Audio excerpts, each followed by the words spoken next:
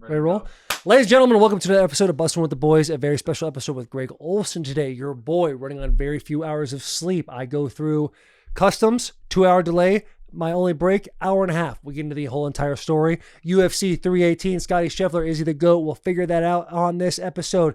Washington Commanders or Washington Redskins? Trump tells you what to do, and we talk about it. Will Levis says, my shoulder's ouchy. Cam Ward's a starter. How's that look for Will Levis? Big episode today. Do me a favor, if you like this bucket that I'm wearing right now, bwtb.com. Fantastic stuff, fantastic merch. This hoodie does not come with it. It was a gift from my mother-in-law because today's my birthday. Round of applause for my birthday. Let's get to the episode. Big hugs, tiny kisses.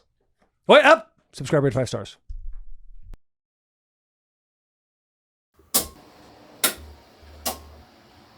Alright, we're good. Be like, bussin' with the boys, hanging with the fellas, betting on a game. No woman's gonna tell us what to do, and I've been over here just drinking beer and making that noise. Baby, I'm hanging with the fellas, bussin' with the boys. Bro. Ladies and gentlemen, welcome to another episode of Bussin' with the Boys. This is episode 338. Before we start, are we recording? We are recording. We're 100% recording. 100% recording. Everyone's pressed the buttons. The cameras are on. We're ripping. Button is pressed, cameras are on, and it is ripping. Hence ripping. Hang Listen. on 1 second. Okay, yeah, we're recording. Okay, all right, good. Thank God. Thank God. It's been a long day for your boy. I got up at 4 a.m. this morning, Pacific time, out in BC. We'll jump into all that. As always, Bussin' with the Boys is presented by FanDuel Sportsbook. FanDuel is America's #1 sportsbook. Baseball is back after the All-Star break, and FanDuel is the #1 place to bet on every pitch, every swing, every moment of America's favorite pastime. I know this is a read, and I know we're being respectful. It is probably our favorite pastime, but I don't agree that it's America's game anymore. We can get into that in a minute. Don't want to kill the vibe on the read. And this week, FanDuel's hooking the boys up with a profit boost token every single day. From today through Sunday, they've got you covered with daily token to boost your baseball action. You're watching on Tuesday. Go grab that home run PBT. Wednesday, whip up a little parlay and season that bad boy with another PBT. Thursday, Friday, Saturday, and Sunday, they've got PBTs locked and loaded, just waiting for the boys to tap in. Head to fanduel.com/bussin, grab your daily profit boost token, and let's ride this baseball season all the way into October. Now, we did start this podcast asking if we were recording.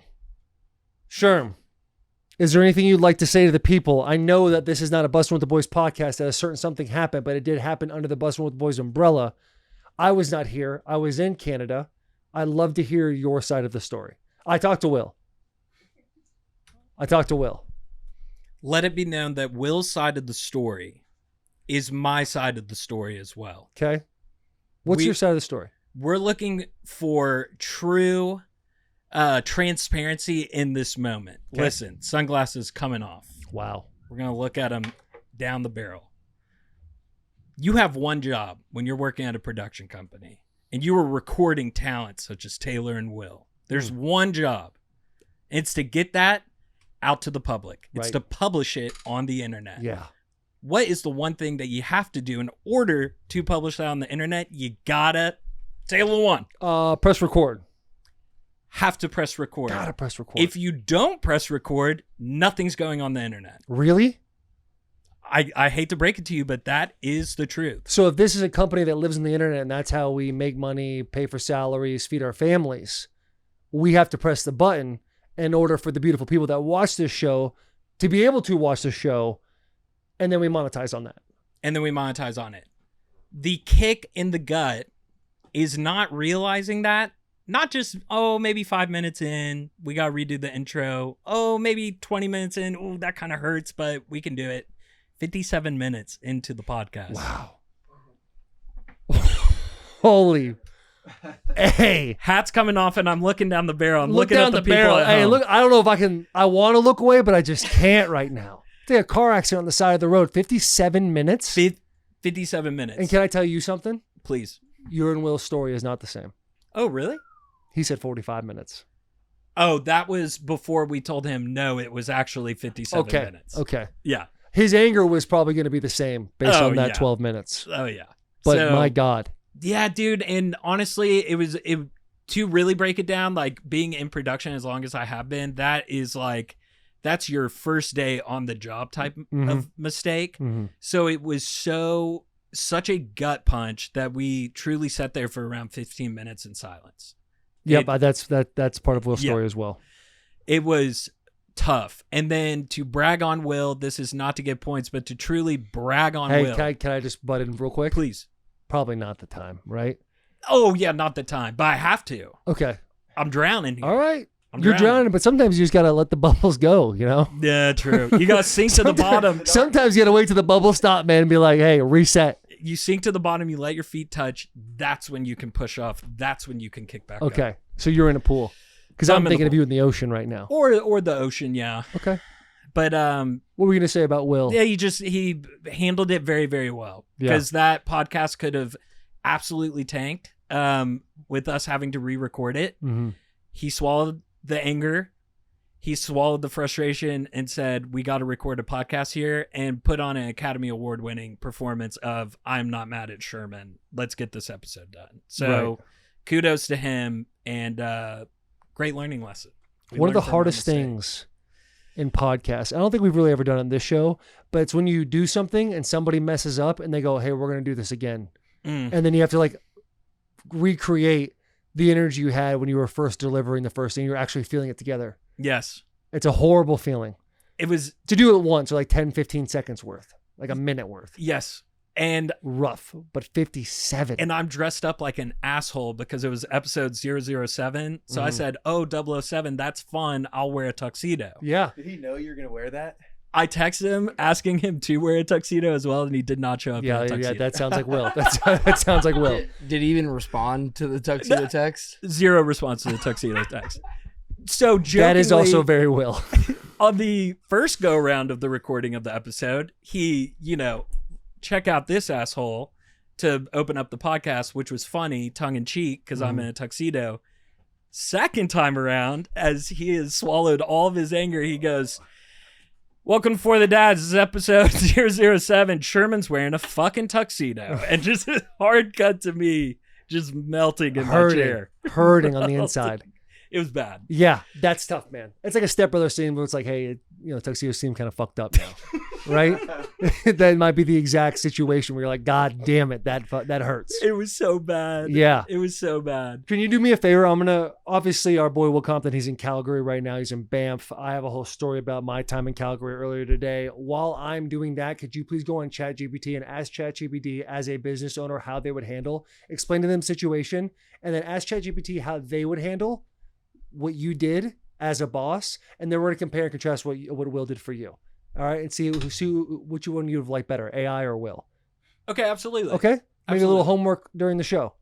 Homework during the show. I'll do that, and I'll revisit it at the end. I'll tab it, I'll save it, and so when we're closing out, we can end on it. Bing. I love it, dude. Okay. Something for the people to look forward to before they get into this Greg Olsen podcast. That's wonderful. Let's talk about Canada, boys. Now, I was here a week ago, something like that.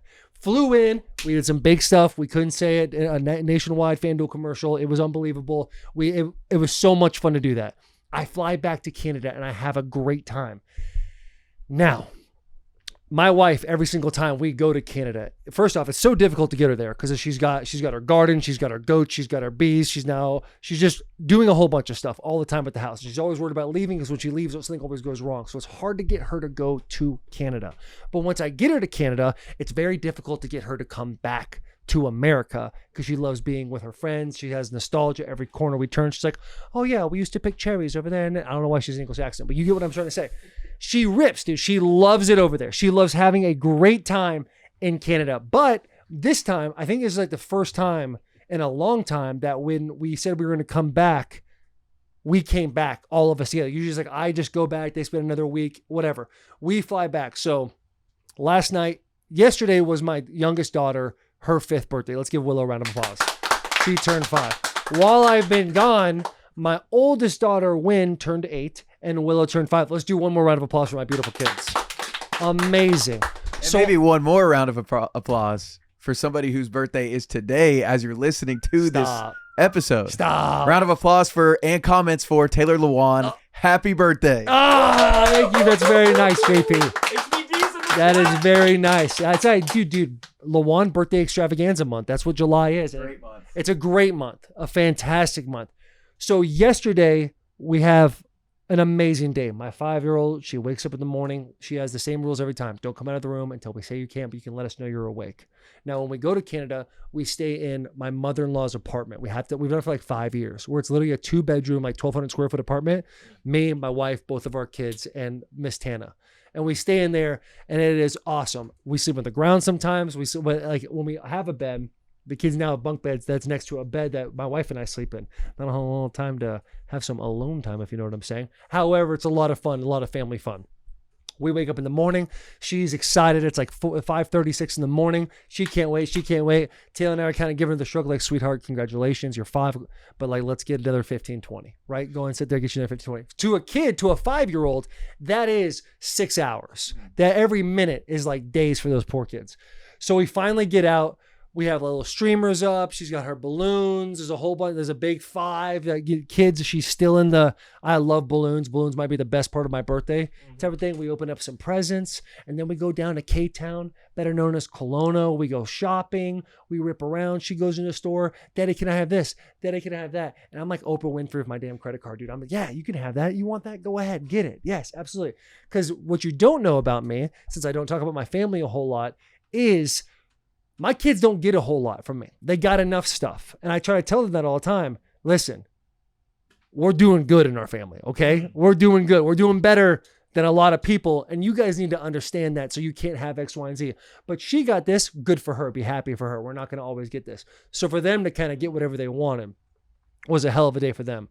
Go over to Taylor's grandparents' house, their great-grandparents' house, and we have this awesome party. There's a little blow-up bouncy house. All the kids from the neighborhood are ripping and coming over. Taylor's friends, they all have kids around the same age. It's amazing. But sun doesn't set in Canada until 11 p.m., and the sun's starting to set, and I'm looking around. I'm like, hey, what time is it? And they're like, 10. And I'm like, what time do we board tomorrow? 6:20 a.m. for an international flight. Okay. So we hustle those kids in. I'm still trying to be the happy dad. Hey, congratulations, you're 5. But at the same time, I'm hurrying their little asses along. Like, we got to fucking go. All right. Need my sleep. I don't get my sleep. Grumpy boy. That's kind of how my equation works. So get the kids in. They don't go to sleep anytime soon. We're packing. We didn't even pack. Is that a spoiler for you, Jack? I wasn't prepared. Right? Wasn't prepared for the day. So That's what, kind are of you packing this morning in 5 minutes? No. We packed last night, but usually adults, like true adults, not me and my wife, would be like, hey, we're leaving in a couple of days. Let's start to put some stuff together. Maybe fold a couple of things. You know what we're going to do? Leave out a couple of outfits. Not us, dude. Not us. I'm under the bed scraping for shit, going around. And then I just randomly take a break, start petting the cat, and Taylor does shit for 20 minutes. Bless her heart, doesn't say shit about it. Yeah, bless her heart, didn't say shit.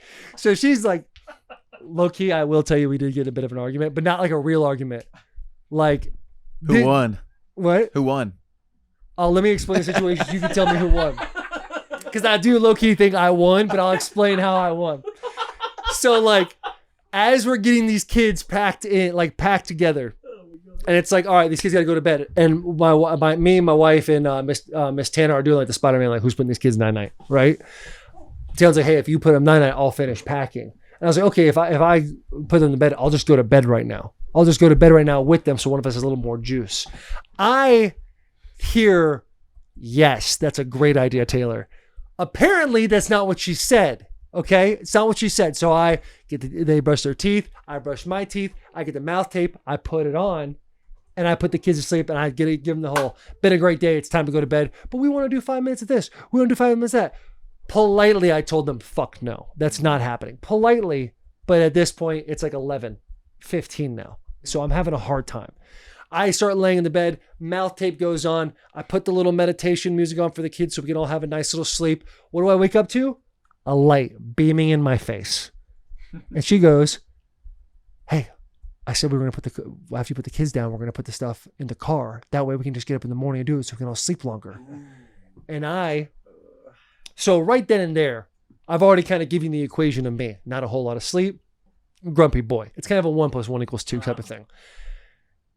In my like days waking up, which never happens. Anytime you wake me up and sleep, I'm pissed off. Like if you wake me up in the middle of the night and you're like, Taylor, I don't know why any of you would be sleeping next to me, but Taylor, I think somebody's in the house. I'd be like, dude, shut the fuck up. Like they're fine. Let them kill us. Let's get some sleep. That's kind of like my vibe when it's like midnight, whatever. So Taylor gets me up, and by the grace of God, my brain didn't trigger to we're throwing hands. It went to let me be as quiet as possible, mad quiet, and get these fucking bags in the car as fast as possible. I walk outside. Miss Tana, being the sweet queen she is, she's like, oh, Taylor, it's all right. I'll do it. I'm thinking, probably shouldn't have woke me up then, right? I grabbed the shit anyway. I walked the shit, dude, and I'm in just underwear. Like, do you want to put shorts on? No. I don't even say no. I just grab the stuff. I'm walking down the hallway in just my underwear. No tube sock like I usually have. It's just all by itself. Well, yeah, but I'm also on my pee Sherm. Anyway, so I'm walking. I throw the shit in the trunk, walk back, and then I was like, "Is that everything?" Like, well, we're gonna keep these here in case we forgot a couple things. I was like, "Nope." Went, put them in the car. Get back. I'm like, "We're good." Like, yeah. I don't say a word to anybody. I go back to the bed, put my mouth tape on. As my wife's like walking in the room, put my mouth tape on, and I fucking go to sleep.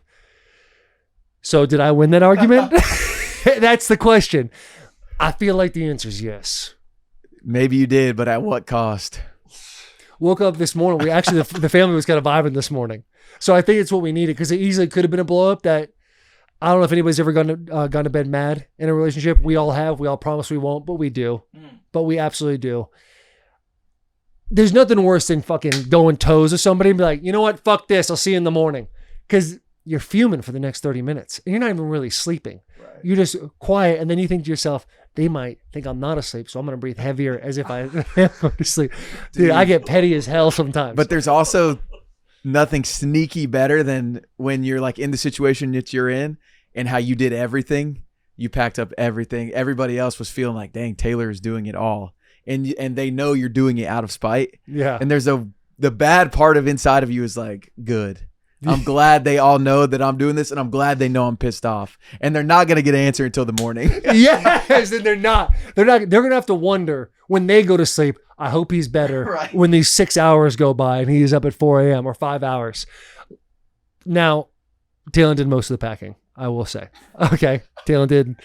We'll go with the 70%. Story. 70%. Yeah. No. I said she was doing. I even said I took a break. We got to listen to the whole story. I did take a break to pet the cat. But yeah, dude, woke up this morning. Randomly. What happened? Earlier when you were talking about the cat, you're like, yeah, then I like randomly started petting the cat. Dude, for real, I saw the cat. I'm like, let me just get my hands. Like, my brain was like, this is a huge opportune time while everyone's like trying to pack for me to pick up this cat and go sit on the couch. And then my wife would walk in and I'd feel like the guilt. I go, babe, look, he's cuddling. Babe, check it out. She's like, oh, it's sweet. That's nice. And you could just tell at her. And she's like, this motherfucker just being an idiot. Low-key, though, now I'm happy I pet that cat after getting woken up like that. Yeah. Yeah. Did you pack anything? Yeah, I packed my suitcase, dude. Packed my suitcase, and I went and got the dirty laundry, and I was like, oh, what do you know it? It's all my clothes. And like one Wins biker shorts. So yeah, I did a couple things. And I also cleaned up the little party. It's not important, dude. People are not that interested in the fine details of my story because it's my truth. The morning, 4:15 wake up. We got to be out the door at 4:30. All right. Willow, my youngest, wakes up like a goddess, like a little angel, pops up. I'm ready. I can't wait for the day. Win, exact opposite. Sweet girl, wonderful girl, just had a really hard time. But I'm like, get the fuck in the car, dude. We gotta roll. We get in, first flight from Kelowna to Calgary. Wonderful. Not even a bump on the flight. It was one of those where you kind of just like sit, chill, play 2048 and rip. And it was nothing to me. Land. Talon's like, hey, we have global entry. You should just rip because I don't know how customs are going to be. And I had it with the sweetie. I've been in this airport 100 times. Like, it's not going to be a big deal. I turn the corner to start going to customs. Lines out the door. My flight takes off in an hour and a half. And there's a lady walking by and goes, If you guys are, it is a 2-hour wait. So if your flight leaves in less than 2 hours, you're probably going to miss your flight. I'm thinking the same thing as everybody else. What about my flight? Right? You just think about me. Me. And I think, and what sucks for me is some dude turned around and he's like, hey, for the boys, bump me. So now I can't get emotional right now because he's going to tell the story about how Taylor lost his shit on the poor lady who's just trying to give the information. So I'm like, all right, whatever. Hanging out. Lady right behind me is like, excuse me, I'm on the Nashville flight, blah, blah, blah. She goes, that's between you and the flight. You make it or you don't. And I'm thinking to myself, that sucks. That really sucks for all of us. But you got kind of sunned just now, didn't you, sweetheart? But he turns around, he's starting to talk to me. So I'm kind of getting a little like, oh, fuck, dude, I got to sit in 2 hours with this guy just talking to me. We're both Gen Pop boarding. And then all of a sudden, one of the guys walks over and goes, American passport? And he's like, yeah, American passport. And he goes, you go this way. And I'm like, oh, we're about to go. And I go to walk with him. Guy hits me with he goes, oh, all good here. I go, oh no, I got an American passport too. He goes, no, you just wait in this line. And the dude looks back, does this. Shrugged me. Not a disrespectful shrug, but a shrug nonetheless, dude. So Taylor is Canadian. Yeah. Oh no! I'm not gonna sit here and tell you guys my truth for this to happen. My American boys coming at me right now. The passport didn't work. Damn, dude. It's crazy. Anyway, I'm gonna let that one roll off the back. It's been a long day. Would it have been more disrespectful if that guy just walked off without giving you the shrug? Like, just been like, you literally didn't mean anything to me, actually. Right. Like the shrug probably looks feels back, goes, I'm not even actually subscribed, and just keeps going. I'm actually a part of my take, fam. Yeah. That would yeah, I guess no shrug. Like he would have just forgot me in the wind, like I was nothing to him. That would have been tough. That would have been really hard. I stand in line. I'm about halfway through this line. This girl, and this is not saying what kind. I'm not trying to say anything. I'm just talking about this is her look. Purple hair, nose ring, tattoos. Right behind me. This chick, almost said a different word. This chick thinks we're in rush hour traffic where she's just going to take her vehicle, her body, and go around mine at some point. Her body, her rights. Her body. Yeah, exactly. You're doing the weave on the line. You're doing the weave back and forth. You're S-ing that thing. And some people like to go around the wide way. I'm realizing quickly I got to take the short fucking corners and catch the inside before we keep moving because this chick's kind of like feeling me out. Like she's shoulder to shoulder me at some points. And I'm thinking, do I have to say something to this girl? But I don't want to get Karen. Not judging a book by its cover. Not judging a book by its cover. But I thought to myself, I might get got. I might get got. She doesn't have headphones in. She pulls out her phone. And she goes, hello? Oh, yeah, you're right there. I see you. I look back, dude. Swear, this is a true fucking story. I look back. Her phone's like this. No. She's like, see what? Oh, yeah. I'll be right there. Gives me a little shoulder. Dude, I'll show you again. Gives me one of these. Oh, sorry. And kept going. Dips under the thing. And people will be kind of giving her like the what the fuck palms up. Hey, what are we doing? She just dips and just goes, sorry, my friend. She's right there. Gets to the front of the line where some dude is like, oh, where's your friend at? And she's like, here's my boarding pass. And he's like, oh, all right. And she's like too far from me before I even saw the conversation, like could hear the conversation. But respectfully, fuck that bitch. Yeah. That was one of the nastier things I've ever seen done. All-time scumbag. All-time scumbag move. Yeah. All time. That's literally probably 4 episodes of Curb Your Enthusiasm. Your whole trip home. Yeah, no shit. I got one more too. Oh. So I get through I'm going through the security line and then they have to go through the customs line. But I get through the security line and I'm at the point where it's like it converges.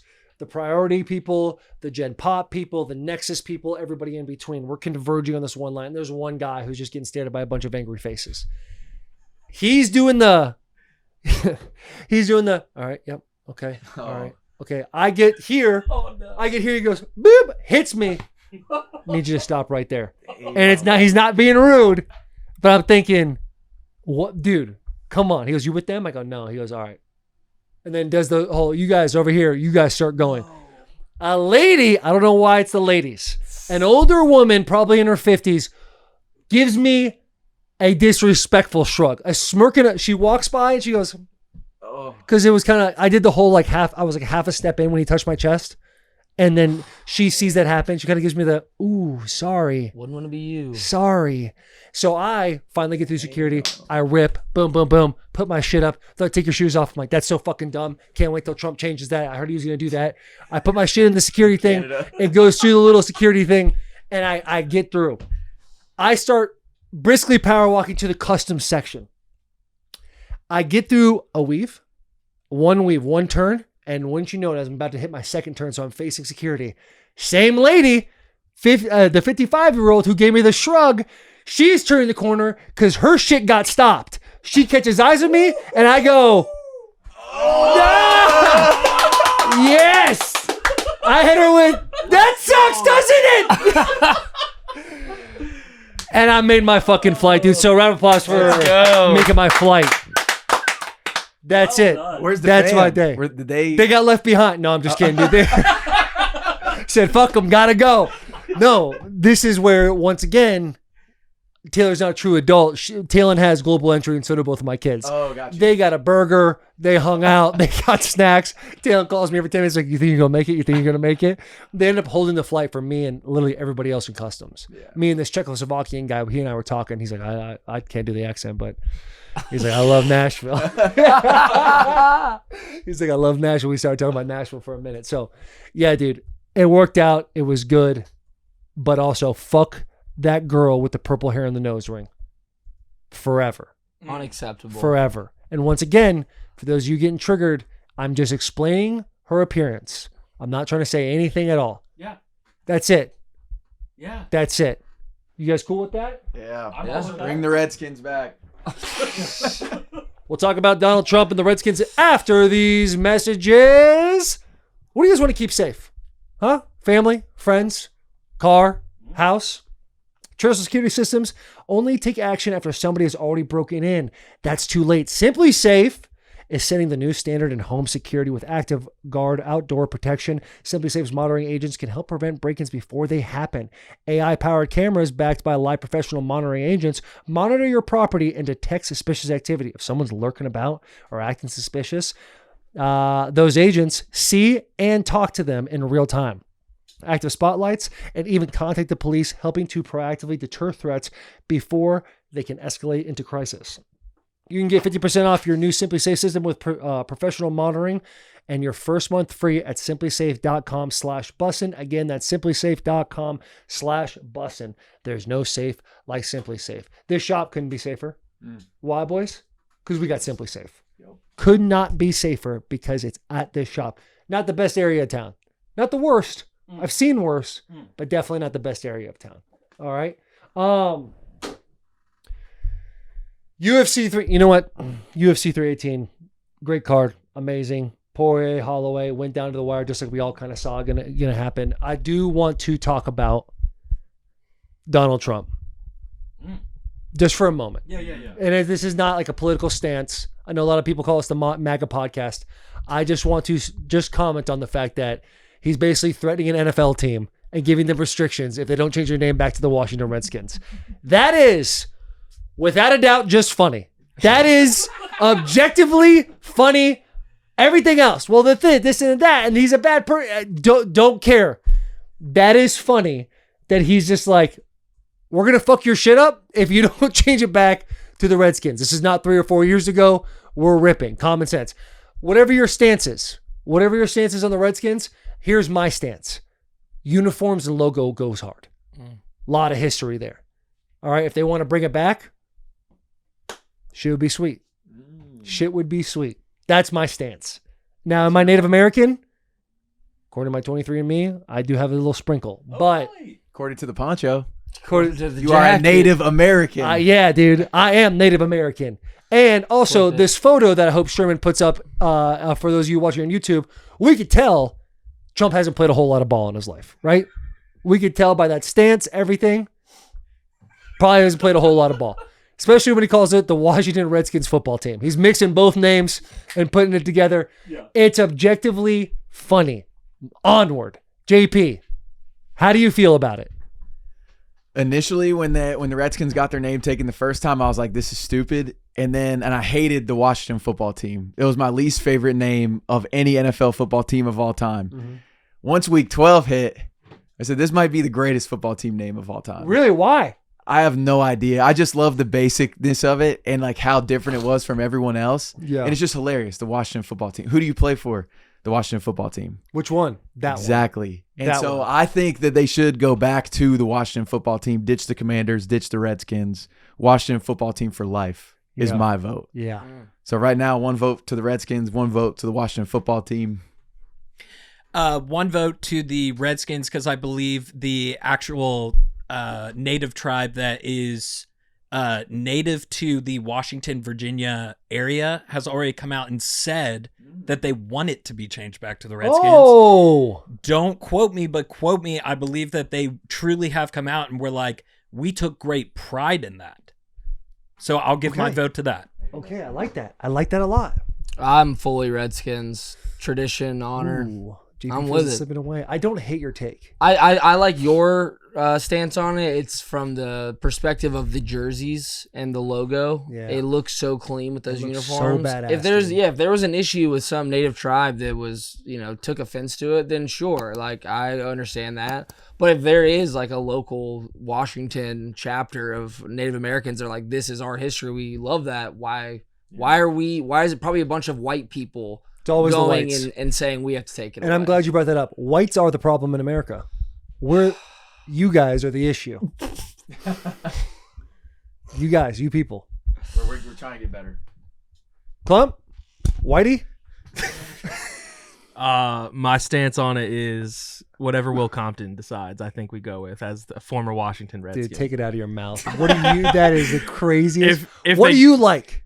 What do I like? Washington Redskins. That's just like my Yes. childhood. I feel like I still struggle to call them the Commanders. It's like I talk about Washington. It's the Redskins. So you got to bring it back. The old school starter jackets, Washington Redskin ones. They're amazing. So They go so hard. they dude. go so hard. They go so hard. And I feel like it'd be a good moneymaker for them too, because they've already sold all these Commander uniforms, boom, boom, boom, and then you rip and go back to Redskins, new names, new identities, new NIL, let it go.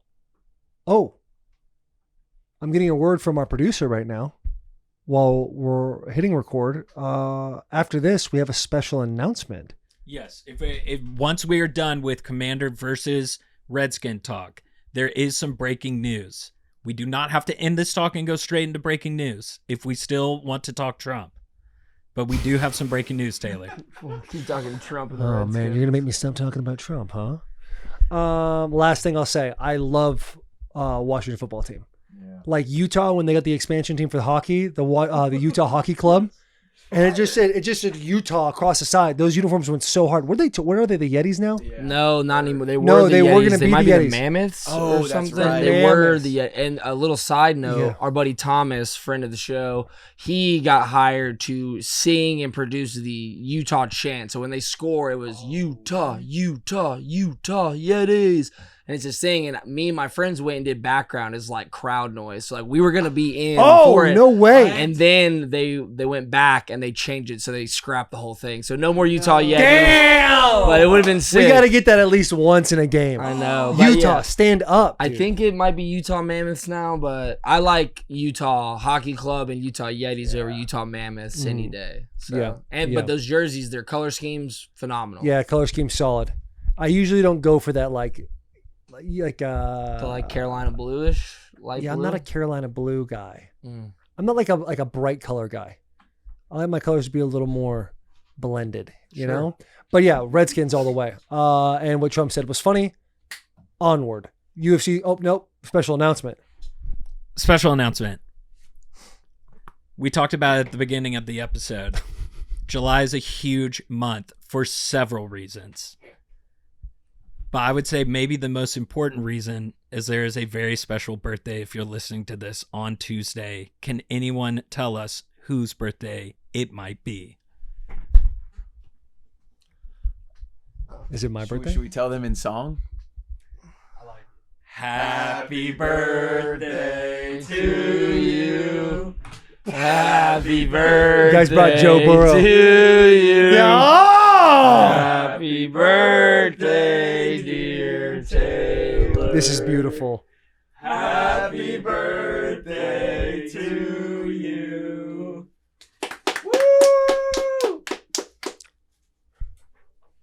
Gosh. And many A steak more. cake? Steak A steak cake? Steak cake. A steak cake. for a red meat king. You know Brock Bowers is so God, pissed right stay, now. yeah, Brock Bowers He is would do sick right anything now. for that steak. Dude, good to see you, by the way. Me too, man. Man, where's this from? Fleming's. Come on, take a bite, man. Fleming's, I might have to. I will. First bite of at 34. Technically. Technically, if you're watching, it is. Right. Fun fact. I was not a red meat king in Canada. Oh, Your boy went kind of crazy out there. You were a GMO king. Yeah, dude. Yeah. I was an ultra processed king. Oh, God, here. Man, that hat looks great as it cut. Come on. Good looking hat. Come on. Get your ass out here.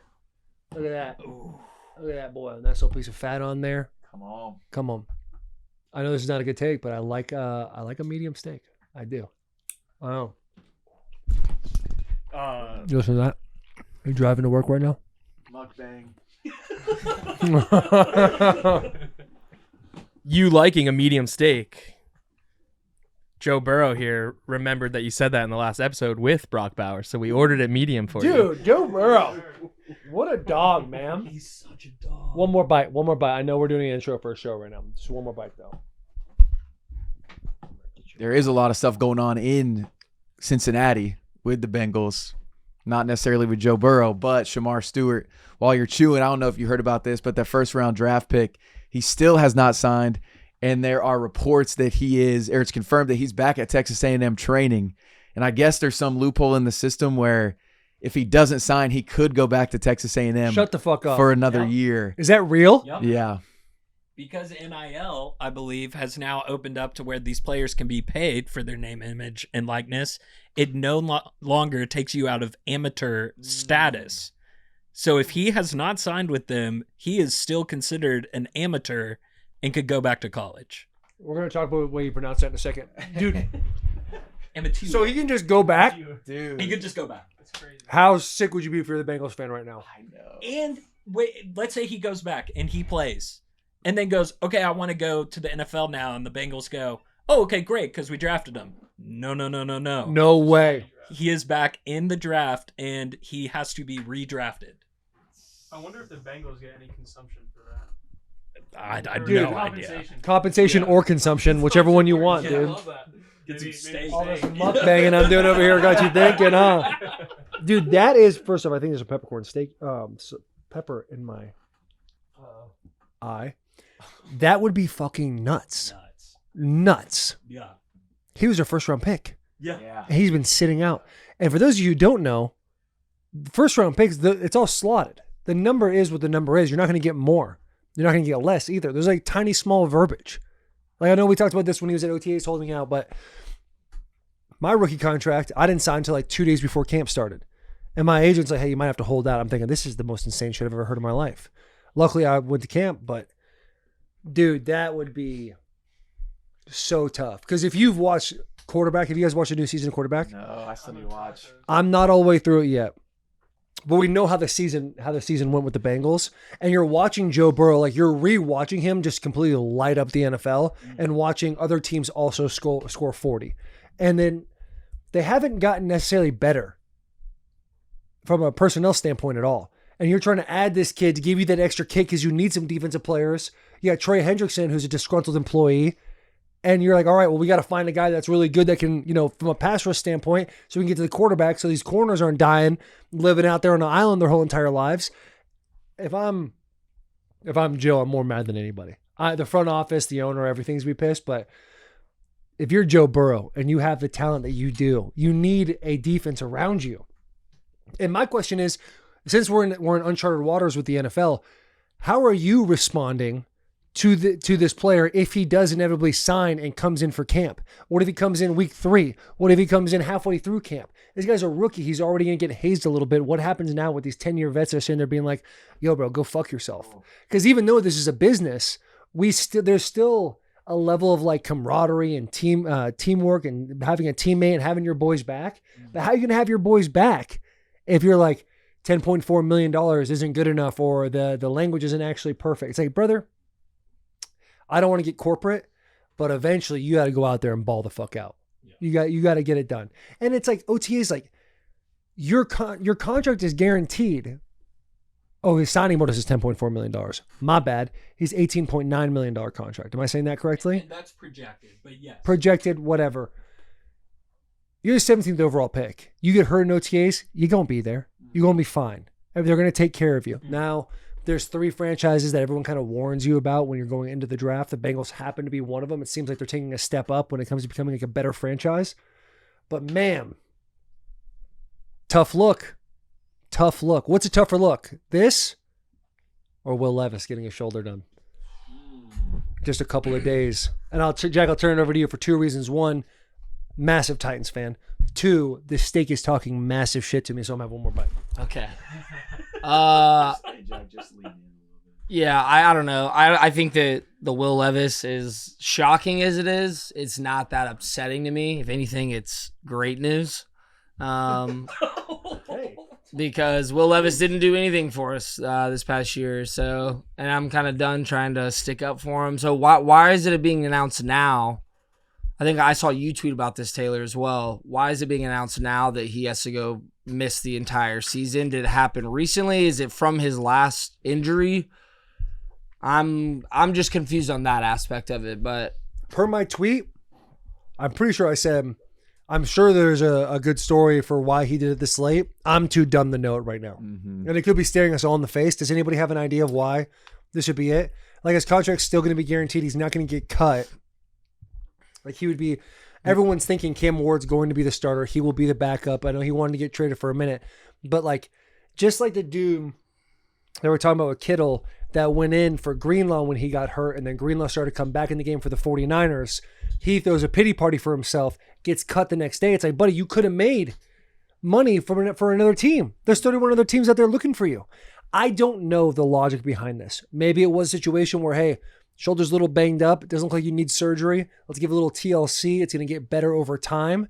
And maybe they just miscalculated the situation. That's putting a lot of pressure on the training staff over there. I know the Titans have a great training staff. I know Todd Torricelli just retired, but it's weird, man.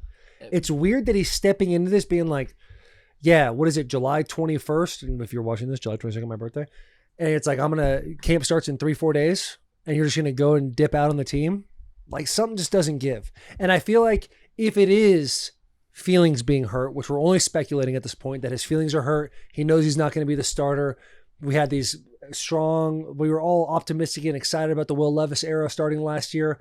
Fast forward 365, now we're all disappointed and a little upset with how that whole process turned out.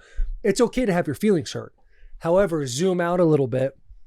Realize just because you're in Nashville, Tennessee, and it feels like the weight of the world's on your shoulders and all the radio stations are talking about you and how you're this or that, you're a bum. You have Jack McPherson on the biggest podcast in the world saying, I'm not sticking up for him anymore. He fucked that guy, basically. That's loud right now. That is loud right now. But the farther you get removed and the more ability you have to zoom out of the situation and be like, hey, this team, this fan base is upset with me. Can I logically look at it in the mirror? Can I look at myself in the mirror and be like, yes, I see where I made some mistakes where they probably don't trust me with the football anymore. Yeah, we could probably look at that. We got a little yippy last year. But go to a new place, new coaching staff, new ideas, new morals, new coaching techniques, new way they talk about you. There's a way to work through that. Marcus Mariota was on this podcast talking about how he got the yips where one off season when he was at Philly, he was sitting there and he couldn't even throw a slant route. And then he got the coaching staff, the GM, go up to him. They nurture him. They love him a little bit. Marcus is now in the league, still a backup, but he's one of those guys that came in for Washington last year and absolutely crushed it. So if this is a situation where Will is doing this because his feelings are hurt and he wants the noise to go away, brother, the noise is only going to get worse. Now, if there's a good reason for it, which I can't see right now, then good for you. I mean, your time was ending as a starter in the NFL, but also who knows? Like, you don't know what's going to happen in Cam Ward through the whole season. We saw what happened to Joe Burrow in his first season. We saw what happened to a lot of rookie quarterbacks in their first season. They get hurt, things happen. So he could have come on the field and made himself some money. Yeah. Tough look, dude. It's a tough look. I like him too. Yeah. I'm a fan of him as a person. So that sucks. But, we're all going to make the decisions we're going to make. It Kinda doesn't is what it is. seem like from all the Titans reports out of it, it doesn't seem like the Titans are upset. It doesn't seem like it was a bad blood type of situation. And a lot of people I know just in the replies are like, this is something that he tried to work on and it just didn't take enough time and he actually had to get surgery. The Titans seem like there's no love lost, which hopefully that's the case. Yeah. But only the Titans and Will Levis know. Only the franchise knows, and the fan base is going to do what the fan base does, Yeah. right? They're going to be upset. They're going to say a whole bunch of things. They're going to be nasty boys on a podcast sometimes. But I will say one thing, like as a starter, I don't want Will Levis playing for the Titans. As a backup, I would like him a lot to be behind Cam Ward, give him, any kind of advice or first year kind of pitfalls to avoid. But we have Brandon Allen and Tim Boyle as our backups, and that's scary. If Cam Ward goes scary down, good. Scary fucking good. So who's your head coach? Yeah, I mean, Who's your head coach? Callie, but Callie, baby. And then when Joe Burrow went down, when Callie was the quarterback coach, who stepped in? Browning. And what'd Browning do? Kind of diced the motherfuckers up for a bit, didn't he? Kind of went off a little bit, didn't he? He did. So don't hate on my boy Boyle now. I mean, Don't hate on Boyle. All right. Got my guys out there, Allen and Boyle out there, dishing that motherfucker. I hope it just doesn't get to that point, but it does seem like all speculation from my end, but I think Will Levis knew his time was up, and they maybe gave him the option, hey, you can go get this surgery, and it makes it look like we're not benching you as opposed to you taking an injury. I don't know. That is something that happens. Those conversations take place. Save the ego a little bit. Who knows? He comes I feel like back. that's only ego. They trade him. I don't know. They keep him, but I don't know. It's Cam Ward season. Cam Ward season. Is it too early to look at the schedule? What's your expectation, McPherson? I don't know. It might be too early. I feel like I'm really enjoying these last few weeks of July before potentially my whole fall is ruined. Like, it could take your fandom's in a tough spot with the Volunteers for Vols and Titans. It's scary. So I'm gonna hold off on predictions right now. Okay, but I could see us winning the AFC for sure. Yeah. We're up this episode to bring you Dude Wipes. Are you fumbling the ball when it comes to getting a confident, clean back in your zone? Make the right play. Call an audible. Switch from dry toilet paper to wet extra large Dude Wipes. Why? And simple. Wetter just cleans better. Dude Wipes are wet and extra large, so they clear and never smear your rear. So when you got to go number 2, be sure to bring the number 1 product in clean, Dude Wipes, the goat of cleaning your keister. Available on Amazon and at Walmart nationwide. Dude Wipes, best clean, pants down. Back to this episode. Since we're talking about fandom real quick, did anybody get on Will about his words that he had for Dave Portnoy about Big Noon Kickoff Fox when he was talking about beating Michigan's candy ass September 20th? No. No one said anything? No. No one said, hey, probably don't. No one decided, hey, might want to not do that. Bad idea. Haven't beat him ever. It's great. It's great for content. So I was more pushing it harder than anyone. Yeah. You know how it is. It's the game. It's the game we're playing. See where we're at. Yeah, that was tough. That was a tough look for Will. And then Dave putting our little group chat up. I mean, Dave has only been supportive of Will Compton. The words Dave has said, regardless of tone, if you just read them on a transcript, they are very supportive of Will Compton. Yes or no? Yes. Yes. Yeah. So, don't be mad. Listen, September 20th is coming, boys. I can't fucking wait. I can't fucking wait for September 20th. I dropped 2 F-bombs right there, back to back. Okay. Kind of close. It is kind of close. This is since 6-4. 1962. Yeah, listen, boys. What's that last matchup? What's the score on that one? Let me see. I got Zoom in a little bit. You know my eyes are bad. Yeah. Ooh. Yeah. Oh, 45-7. Does it say where it was at? Let's see. At Nebraska. Hey, man, it's going to be a fun fall. It's going to be a fun fall. Right? Yes, sir. Will's birthday weekend, we get to celebrate him, get him a meat cake. It'll be awesome. It'll be awesome. We'll love him up. Friday night, we'll love him up. We'll oil him up, Do a little live show. Kick it around a little bit. Huh? Couple of BLs for the boy, huh? There is no telling what happens if they lose that game in that type of fashion. If they lose that game in that type of fashion, we're taking different planes home, boys. We're taking different planes home. Like, it's fun to poke and prod at will, but this one just feels like it means more. I think it this would year. break them. I think it would. It would break me if I was him. Because we're... and that's coming from a guy who's gone through a lot. Yeah. Gone through a lot in his life as a Gamecocks fan. Man. Dude, if the Michigan beats Nebraska again, after the way Will's talking for a 4th year in a row, we've got to, no joke, we got to sit down with him. And all what's it called when someone's on drugs? An intervention. Intervention. We got to have an intervention with him. Yeah. And we have to legit sit him down and be like, you need to stop doing this. It's too much. You're doing it to yourself. You're doing it to yourself. And he knows that to an extent. But then I always think like he knows what he's doing. But then a piece of me is like, does he really though? Does he actually know what he's doing? Scary time, man. Scary time to be alive if your last name is Compton. All right. Because I don't even think he understands how much is riding on this. It's tough. Let's get into UFC 318. Yes. Let's get into UFC 318. Listen, I was boys in Canada, third world country up there a little bit when it comes to internet connection. I was having a tough time. Ended up catching the Holloway Poirier fight. We did Taylor's pick, Will's pick. Obviously, Taylor's pick won. We went Max Holloway. I didn't love that I won because you kind of wanted Lil Wayne walks out, Poirier, Diamond's out there for the last time. All of New Orleans is standing up, clapping this guy, standing ovation. Between rounds, they're loving this man. But it seemed to me, Poirier was old. He knew he was done. Max Holloway was quicker, faster, stronger. And it wasn't close. It wasn't. There was a couple times they kind of clipped him a little bit, and everybody's got a puncher's chance when it comes to the UFC. But even when they're on the ground, I feel like Max could have probably finished him in that first or second round. And it just didn't, it seemed like Max was like, he can't go out like this. It felt that way. It kind of felt like he was just like, this dude's a legend. I respect the shit out of him. This is supposed to be his night. I'm actually ruining his night right now. Let me get up with this boy. Because when the fight started, I'm sitting with a bunch of Taylor's friends and family. And I even said, I was like, if this goes all 5 rounds, it goes down in the last 10 seconds, they do the point at the ground, it'll feel a little staged to me. And sure enough, we got there the 5th round. And Max Holloway points at the ground. Dustin Poirier gives him the nod. And Dustin Poirier just puts his hands up like that the whole day. He's like, hit the fuck. I've seen this story before. Done. Yeah, I've seen that one too many times. Big fan of both of these guys. Thought it was very cool how Max Holloway took the mic from DC. Hey, I'm the champ, whatever. Who gives a fuck? UFC, it's on you. This night's about Dustin Poirier. He goes, not my night. Not my night. And that's cool. I loved the highlight reel they showed.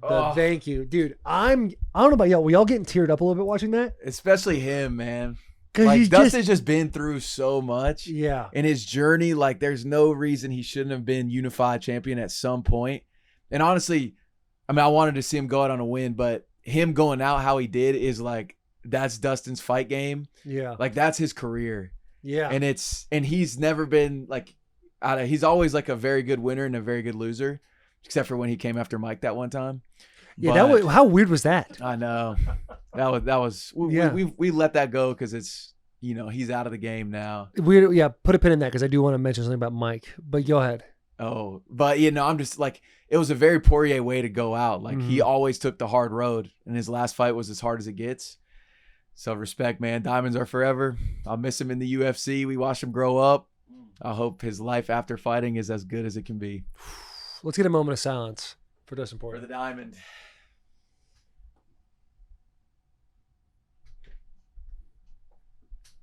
Thank you.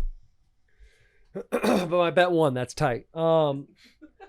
Yeah, dude, Poirier coming at Mike, and then Patty Pimblett after the fight coming at Mike. Mike's the nicest guy in the world. I know. And he's been like, these guys are talking about him like he's a dirty fighter. Dude. Mike, are you a dirty fighter? Is there something you're doing that I don't know about? Because it seems like these guys are like, they hate him, but they love him. Like, he's a great guy, but he's in the ring, he's an asshole. Right. He's a dirtbag. Odd. It's odd. Odd. Very odd. One of Poirier's guys, he asked me, he's like, what's Mike really like outside of fighting? It's like, is he a good dude? I'm like, dude, there's honestly, he's like one of the people I look up to most in my life. Like he's an awesome person. From a character standpoint. Right. They're like, oh, really? Like, are you sure? I'm like, yes, I would die on that statement. And it doesn't make sense to me. It doesn't, yeah. He must do something. Yeah. He must change into something else. He hits him hard too. Nobody Yeah. likes getting hit hard. I know it's July 22nd when you're watching the show, but I cannot wait for UFC at the White House. Have you seen some of the possible cards? And Dana's already said it's way too far out. I think he even said John Jones is not going to be on. He can't be trusted. He can't be trusted with that big of a thing. But I saw like John Jones, is it Aspinall? Yeah. Aspinall, McGregor, Chandler, which we all thought it was dead. This is the only thing in my mind that's like, this shit could actually happen. Yeah. Because I think he went back in the testing pool, no? He did. Boys, can we get Chandler McGregor? Do we think it's going to happen?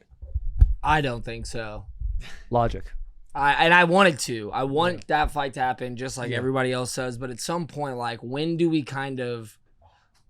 it get, like, old? I think it's old. No, I'm saying, like, when does McGregor's, like, shtick of, like, I'm going to fight again and then he doesn't? Like, when do people just, like, stop caring at some point? Do they ever? Like, or, I mean, it's Conor McGregor. Like, I understand who he is and what he's done for the sport. Like, probably biggest combat fighter ever. At what point does he get old? He's got 1 million pay-per-views. And I'm going to watch it no matter how many times he fights if he ever does again. But I'm like, at some point, we got to get this on paper. Yeah, you want something's got to give vibes right now. Yeah, I'm just starting to get a little frustrated, but It's okay. but I want to see that fight. And it was unfair for me to ask you this question right after we got done talking about the Titans and the Bulls. Yeah, It's unfair. That was unfair. Yeah, of me. mentally, Yeah. I'm just thinking. I can't expect you to come About and how give me a frustrated positive I am. answer about anything. Yeah. JP, you think it's going to happen? I mean, this is the only way McGregor comes back is if it's at the White House. I think him dropping his meat pick out there is also trending in a good direction. Yeah. He's been in the weight room. If you saw the photo, there was a dumbbell attached, which is insane. Shut the fuck up. Is that? It has to be of the like. Yo, how long did you look at this photo? Well, no, you got to know the content you're talking about. You got to know your guy. It's film room. Yeah. It's one of the core values of Bussin' with the Boys. No doubt. Film room. I love it. But bro, I'll have to show it to you.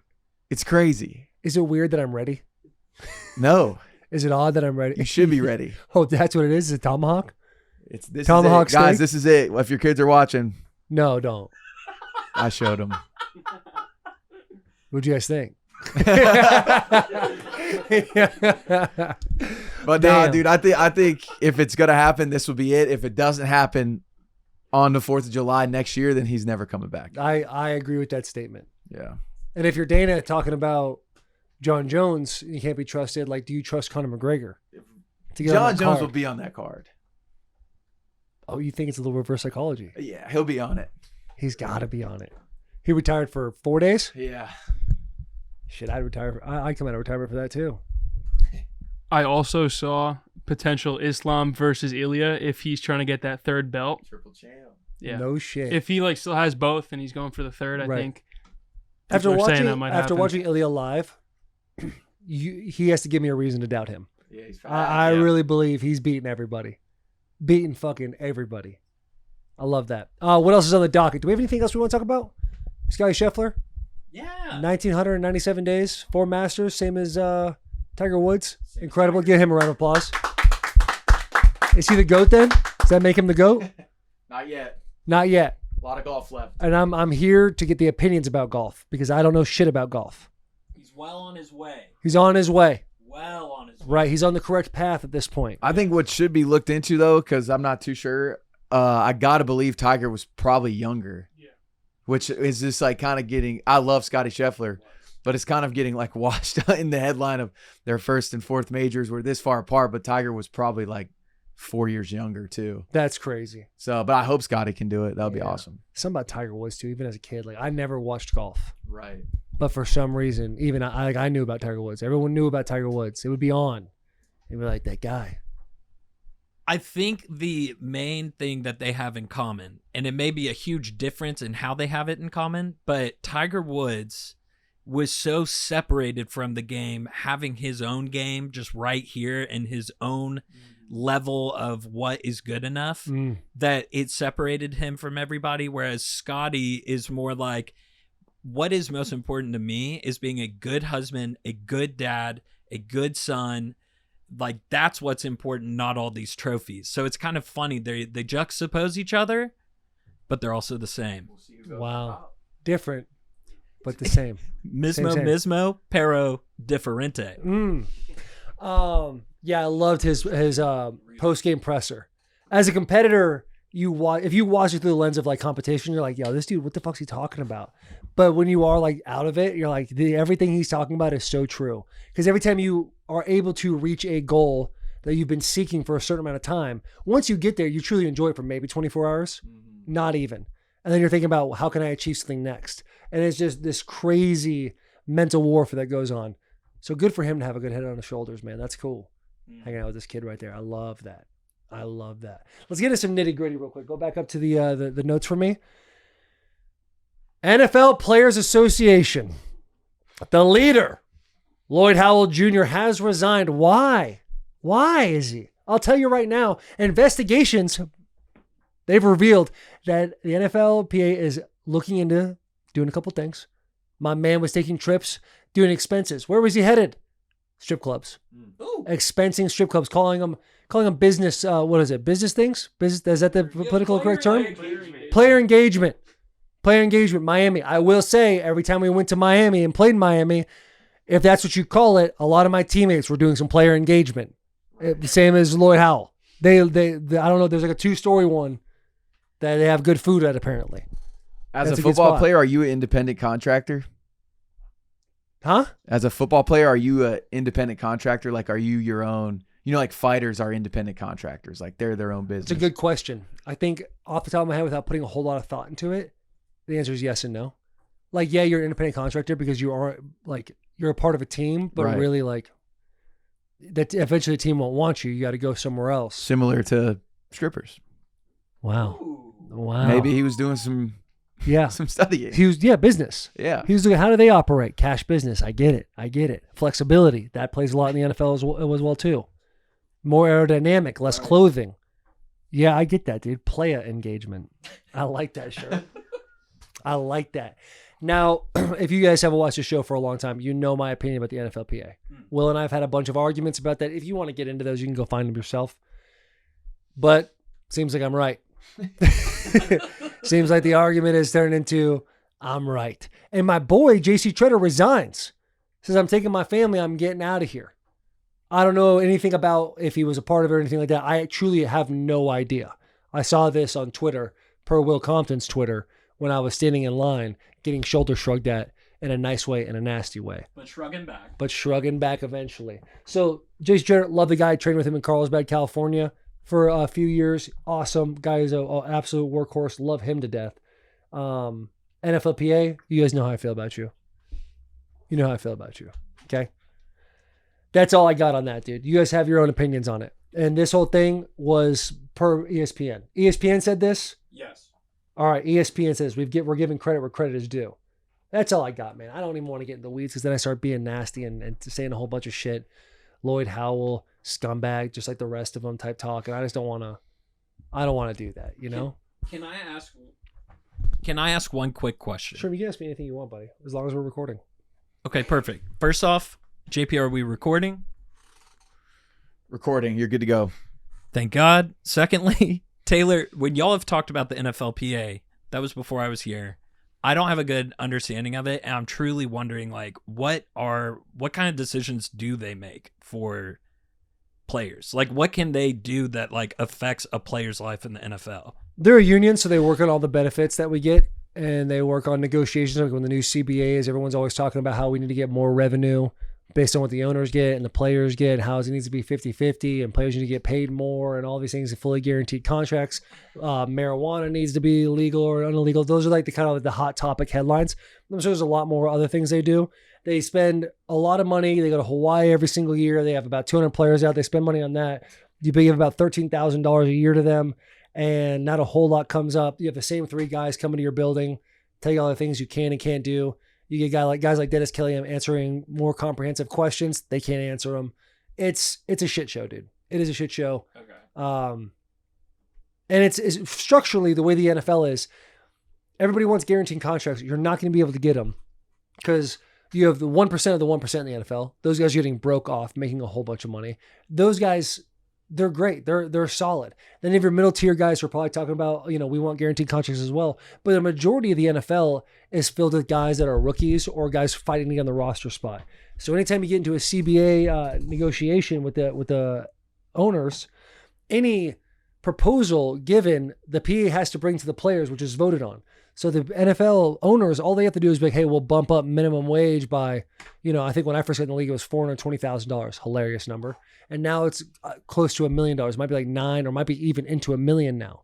Really? And so guys that are making minimum are making way more. How am I supposed to, when I'm making $16 million a year, look at a guy who's making $500,000 a year and being like, hold off for the youth, for the people coming up before us? NFL stands for not for long. I understand why those guys bend the knee. I get it. I was lucky enough to be one of those guys who are like, we should get guaranteed. Listen, it's a great thought, but it's unless you have all the quarterbacks do it, it's not going to work out, man. Yeah. And the PA itself too, like my opinion truly started about the PA when my PED thing happened. And my wife sees the letter. She starts getting all freaked out. And I'm like, dude, judicial system, innocent before proven guilty. Like, we'll figure this out. I didn't do it, blah, blah, blah. I start going through the channels. I got on the phone with my agent and they're like, you're fucked. Like, there's no way you're going to get suspended. There's no way. So that was where my belief in the NFLPA looking out for our best interest, like, how are we going to have something this? And it's like, hey, you're responsible for what's in your body. I get that. You're also going to take supplements because you want to be as good as possible and feel as healthy as possible. So that's when my hatred for the NFLPA really started to snowball. Will, who was a part of the PA, he would go to the things. He's got a completely different perspective on all that. So we've gone back and forth a lot. I would say this would probably lean in the favor of me saying the NFLPA is no bueno. No bueno. So that's my thing. That's my little take on it. Okay. To your guaranteed contracts this year, Seattle's second round pick, he's the first rookie outside of the first round to sign a fully guaranteed contract. No shit. Yeah. Nicky Manwari. I wonder what the language in that is. Maybe he got less money. Yeah, I have no idea. He had to get less money. Also, not necessarily a friend of the show, not necessarily a fan of me. But let's give a round of applause for TJ Watt signing the largest contract, non-quarterback contract in NFL history. He deserves it. Guy's a stud. Guy hates my guts. Rightfully so. Yeah. But still going to give credit where credit is due. Guy is an absolute workhorse. Yeah. Stud. All right. I think I'm good. You feel good? I feel good. Do you guys feel good? Feel great. Feel great. ChatGPT. Yeah. Yeah. Let me see. Okay, so we have a summary of what. So essentially, Taylor, I typed in very lengthy at the top of this, like a full thing. You can click pause if you're at home and want to read that whole thing, but I broke it down in full detail. We'll read the dogs, the real dudes, the tier ones have sat through this entire thing. They've been waiting for this. Oh, for sure. And the real tier ones definitely hit pause on that. And we're like, hold on, because Sherman could have just typed anything in ChatGPT. So I tried to keep it completely unbiased, impartial. It's. Would you like to read it aloud, Taylor? No. You know I don't do well. All right. In summary, Will should stay cool, stay funny, and be firm behind the scenes. He leads the brand, and a part of the leadership is knowing when to turn a mistake into content and when to lay down expectations without damaging morale. Sherman's mess up was big, but fixable. Address it with clarity, then move forward with even tighter systems and maybe a few laughs at his expense. That is almost verbatim what Will did. We'll probably put it in ChatGPT. You said what? We'll probably put it in ChatGPT. He probably did put it in ChatGPT. How should I respond? How should I respond to this? Stream. I like stay cool and be firm behind the scenes, but how do you mood dictates a lot of funny.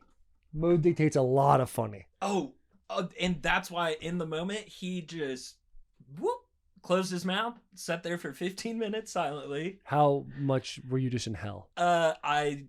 I sat there silently for about 10 minutes, and then I made a funny. I don't remember what I said. We'd have to ask Chef, and Will laughed, and then he did one of these types of laughs. So and turns slowly to me. Oh, fuck. Turns slowly to me and goes, "Now is not the time." And I just go, absolutely, and just get back on my computer.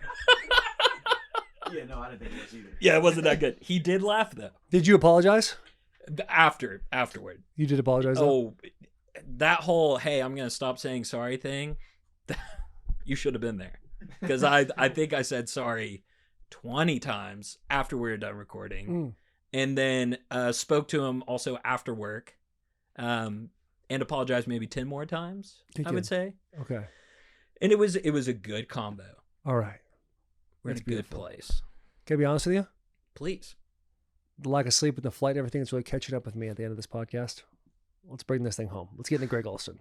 Huh? Let's go. What do you guys say? Let's get into Greg Olsen, huh? Let's go. In the full tummy. I got 2 bites. That thing's going to catch hands as soon as this episode's over. Actually, you know what? Maybe I'll mukbang it for the end, huh? If you guys want to stick around. One more bite. I got a Lucy in right now. Oh, true. I got a Lucy in right now. Hey, speaking of, I think it's audio only. oh no, it's video now. Is it video now? Yeah, All they're right, video wonderful. friends now.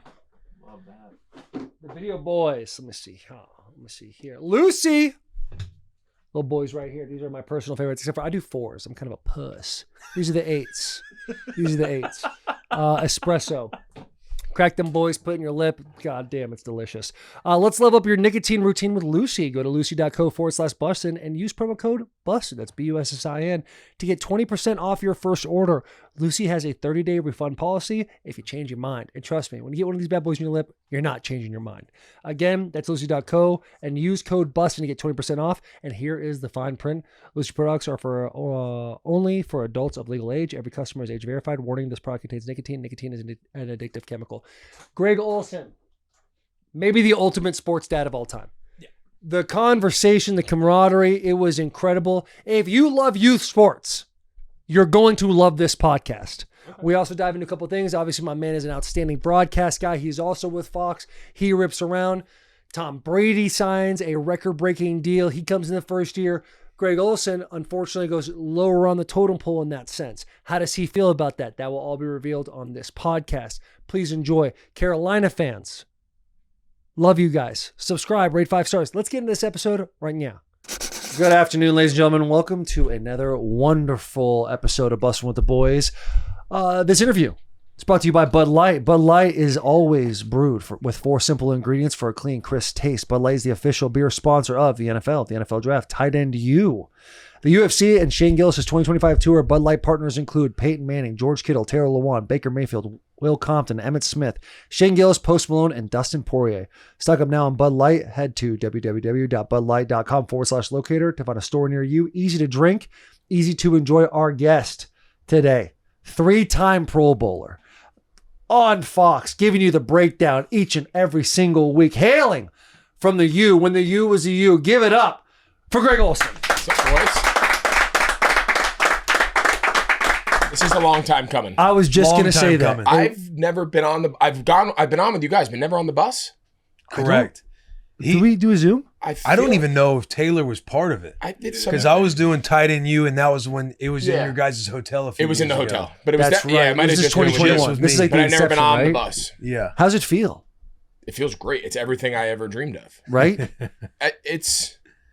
I really like your whole setup here. The Thank bus inside the shed. What's going on out here? You got a lot going on out here. A lot Yeah. of it has good. You can tell there's like a good culture here.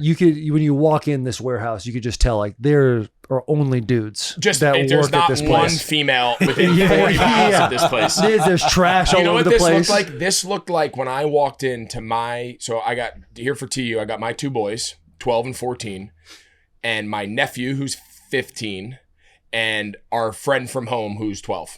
And the 4 boys are sharing 2 double bed. They're rooms. living the dream right now. When they're living a dream. Well, I'm sure we'll talk about the week, but I walked into the room with my wife this morning. I thought my wife was going to throw up.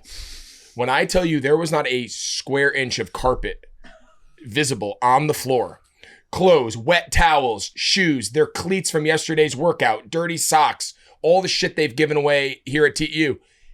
that when I walked into their room and I walked into your little shit, like that's kind of, it was very similar. Yeah. We're just a bunch of teenagers with a double beds in a you just hotel. got a lot more money. Yeah, exactly. Got a lot more Bud Light. Just expensive trash on the ground. What's the conversation you walk in that room? You know, mom's pissed. Mom's pissed. That's like a boys, get up.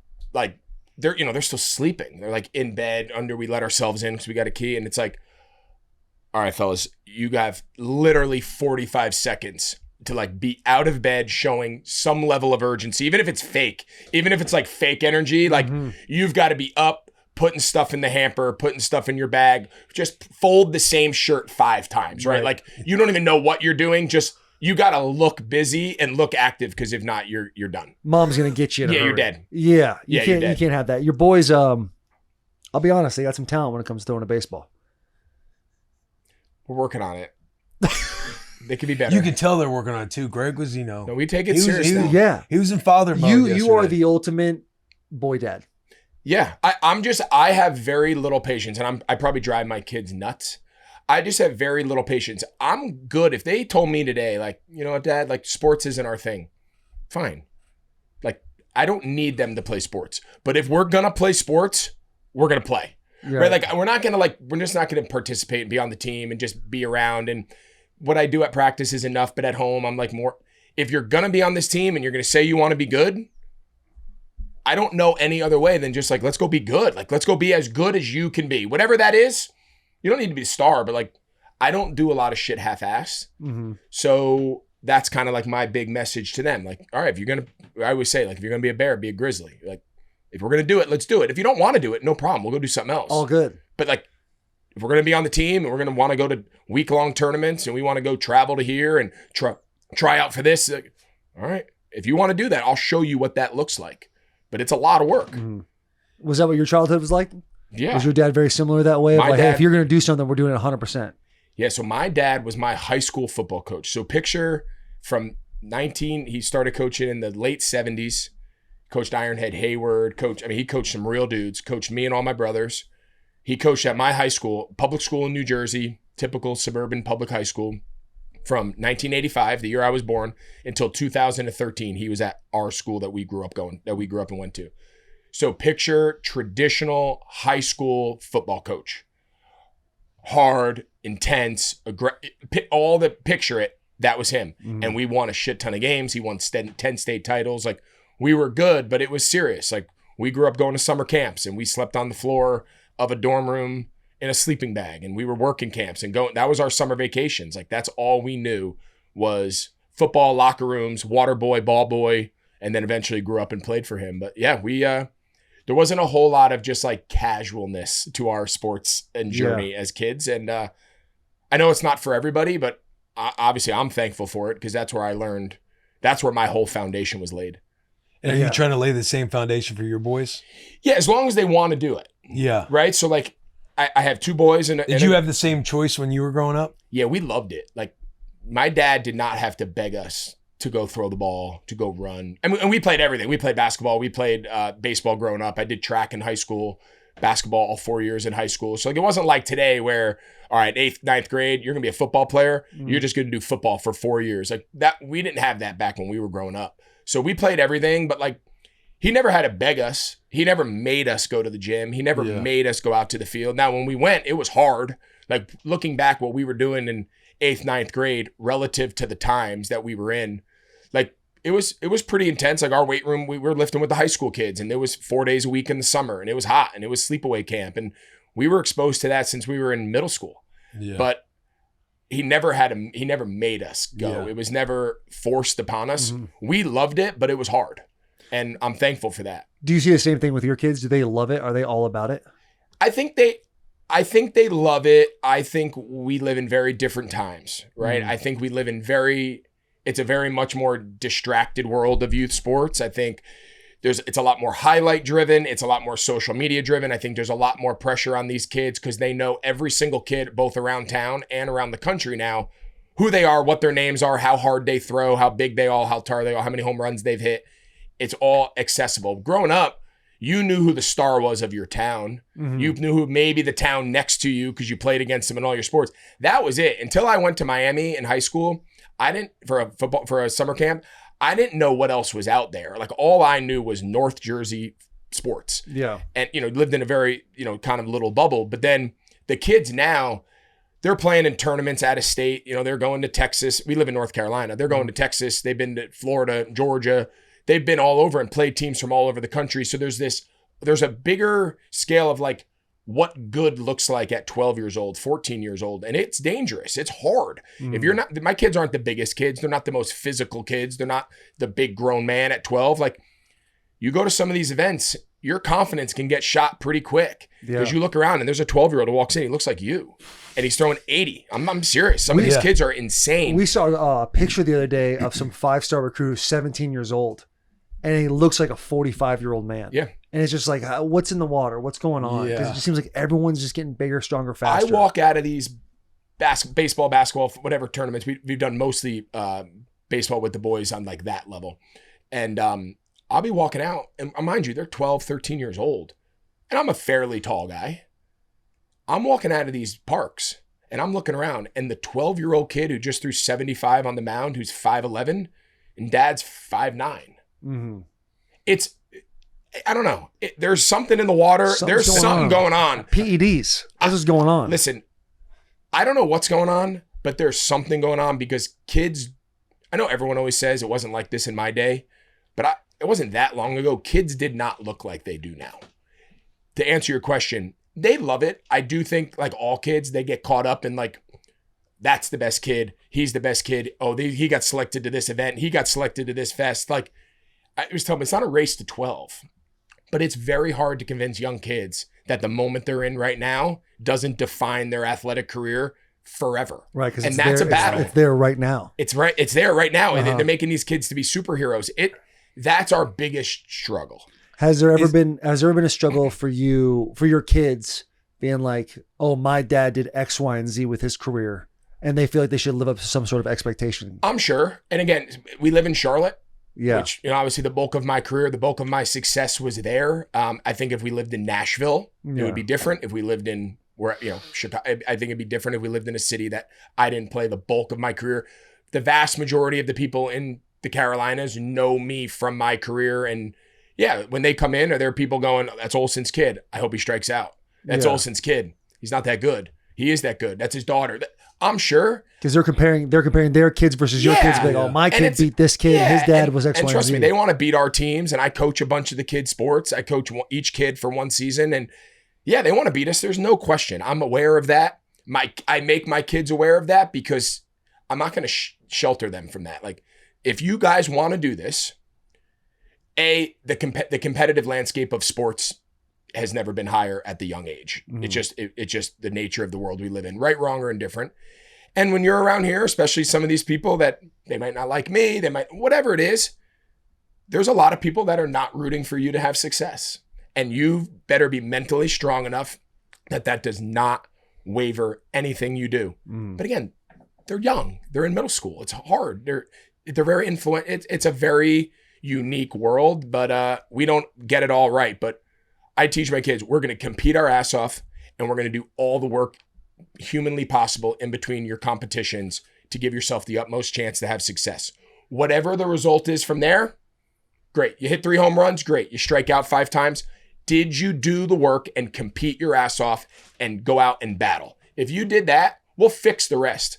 But the second you stop competing, the second you stop putting the work in, the second you start feeling sorry for you, that's the part I don't have a lot of patience for that. Yeah. And they're learning, you're saying that they're learning about these kids from other states and everything else just through like social media. Oh yeah. Which is true. It's like growing up playing travel baseball, you wouldn't necessarily know, like you're still coming across like kids who were throwing 70 plus, but you wouldn't see it until they're warming up on the mound and be like, oh fuck, like this guy's pretty good. The second the games come out, hey, Will Compton, he plays for the Oshkosh Select Fit, boom, boom, all elite national. I hope he doesn't pitch because Taylor, he throws they know every kid on every team, whether they're from California, North Carolina, doesn't matter. That's And such at a that crazy age, too, concept to like wrap yeah. your mind around. Because like games can be growing up- won and lost like just before it even starts. before it even because you're starts. psyching yourself out. Because growing up, I was like baseball, basketball, football. Like you kind of just showed up and played, and you hear about like the kids that were really good at baseball. They would start going to the camps doing things like hockey. My dad grew up in Edina, Minnesota, and my brother got really good at hockey. So at a young age, it was like we need to go to all these travel events and do all those travel things. And for me, it was like, yeah, just keep playing sports and if you get a scholarship, great. If not, like it is what it is. Football's a little different. Football is a little different. It's kind of like, because I mean, until kids hit puberty and like kind of understand what they are and who they are, it's like it's that you'll find out who you are in the future with that. Baseball, it seems like guys are getting figured out quickly. Basketball seems that way. Hockey for sure. Yeah. Like it's crazy to me that kids go to a billet family. Like, oh, you're 14 years old. Yeah. You have an opportunity to make it in hockey. Yep. All right, you're going to move up north to Michigan or Minnesota, and you're going to go live with a different family you don't know. So you have a better opportunity to do this. Yeah, the culture Can't of imagine. hockey. Yeah, the culture of hockey is very unique. That's the most. I don't know a lot about it. We haven't been hockey family, but it's definitely the most intense, the most that kind of track, almost more like Olympic sports where these young tennis stars, these prodigies in golf, tennis, these young girls go live at IMG at 14 and there's these academies around the world for tennis and golf and all that. Almost gymnastics is kind of like that. Right. Hockey fits in that. That's what's so cool about football though. Like, so on the other side of the coin, we coach both my boys on our middle school football team, and it's just our school, 7th and 8th grade, kids at our school. We got 50 some odd kids that come out for the team, and we represent our school. Like, it's easy. It's what I remember growing up. Like, you just, there was no get this kid from here, get this kid from here. No How do we, ball. But that's whoever showed up plays. Like, around. whoever's on your school and comes out for the team, that's your team. And you just coach the shit out of them and see how good you can get. It feels like from a national standpoint, though, it is kind of shifting a little bit because you brought up IMG and these like bigger schools that are essentially recruiting guys. We had JC Latham on, and he was in Wisconsin, right? Yeah. And he was kind of doing whatever, and they recruited him to go down to IMG, and that's where all the 4 and 5 star kids go. And that's just, it seems like that's starting to go that way It's now getting with younger. football. It's getting younger and younger and younger. That used to not happen until you were a junior in high school. Yeah. Now it's happening as a rising 9th grader. Yeah. And now it's going to move even younger now to middle school kids are going to relocate. The thing that's unique about football is 7-on-7 is kind of taking over that travel baseball, travel basketball, AAU circuit where it is more, it's not school dominated. It's true travel ball, collect as many good kids, make your whatever 7-on-7 team, and then go around to all these events. More of the AAU circuit, the EYBL, and travel basketball, baseball, and all that. The wholesomeness, though, of school sports is still the strongest in football. Mm-hmm. That's where kids really get recruited. That's where colleges still know your high school coach. The other sports are losing that a little bit, and I don't necessarily love it. I think there's something special about playing for your town, your school, with your buddies. Right. Friday night, you can't. It's hard to describe to a kid nowadays what that looks like. But like, I don't know how you guys feel, but like looking back on that, the highlight of my entire football journey. I had really fun times, great guys. Like, there's something cool playing with your buddies at your school Friday night in front of your town and going to try to beat the town next door to you that you grew up playing against those kids. Like, I don't know, man. I just don't think you ever beat that. Dude, you cannot be. I mean, just put on Kenny Chesney, The Boys of Fall. That song doesn't get you fired up. You got nothing in your. Just the purity of the game. Like, you don't know that a Monster Energy drink is bad for you, but you want to go to the gas station with you one don't of the know that varsity when you look guys, back on your and you're neck like, hey, roll. yeah, if I take one of these, I'm going to have some more juice before the game. Oh, what's getting your ankles taped? That seems like, I don't know if I should. That seems kind of cool. You watch Friday Night Lights. Like, the purity of the game in high school football, there's nothing like it. And being able to be lucky enough to play every level of the game of football, the fact that high school is the best in our minds is great because every kid can go and play high school football and feel that Friday Night Lights. Yeah. Where you kind of feel like you're the main event. And if you're lucky enough to grow up in a smaller town, you cannot fucking beat it, dude. Like my sophomore year of high school, just a bunch of gritty white kids. We go 15-0 and go to state down in Phoenix. And the town itself put up little signs, hey, closed for state. It's Friday Night Lights. Caravan down. It's like the movies. It's real. It's amazing. And you feel like for that moment, you're like, we are the main attraction for all these people. It's when here.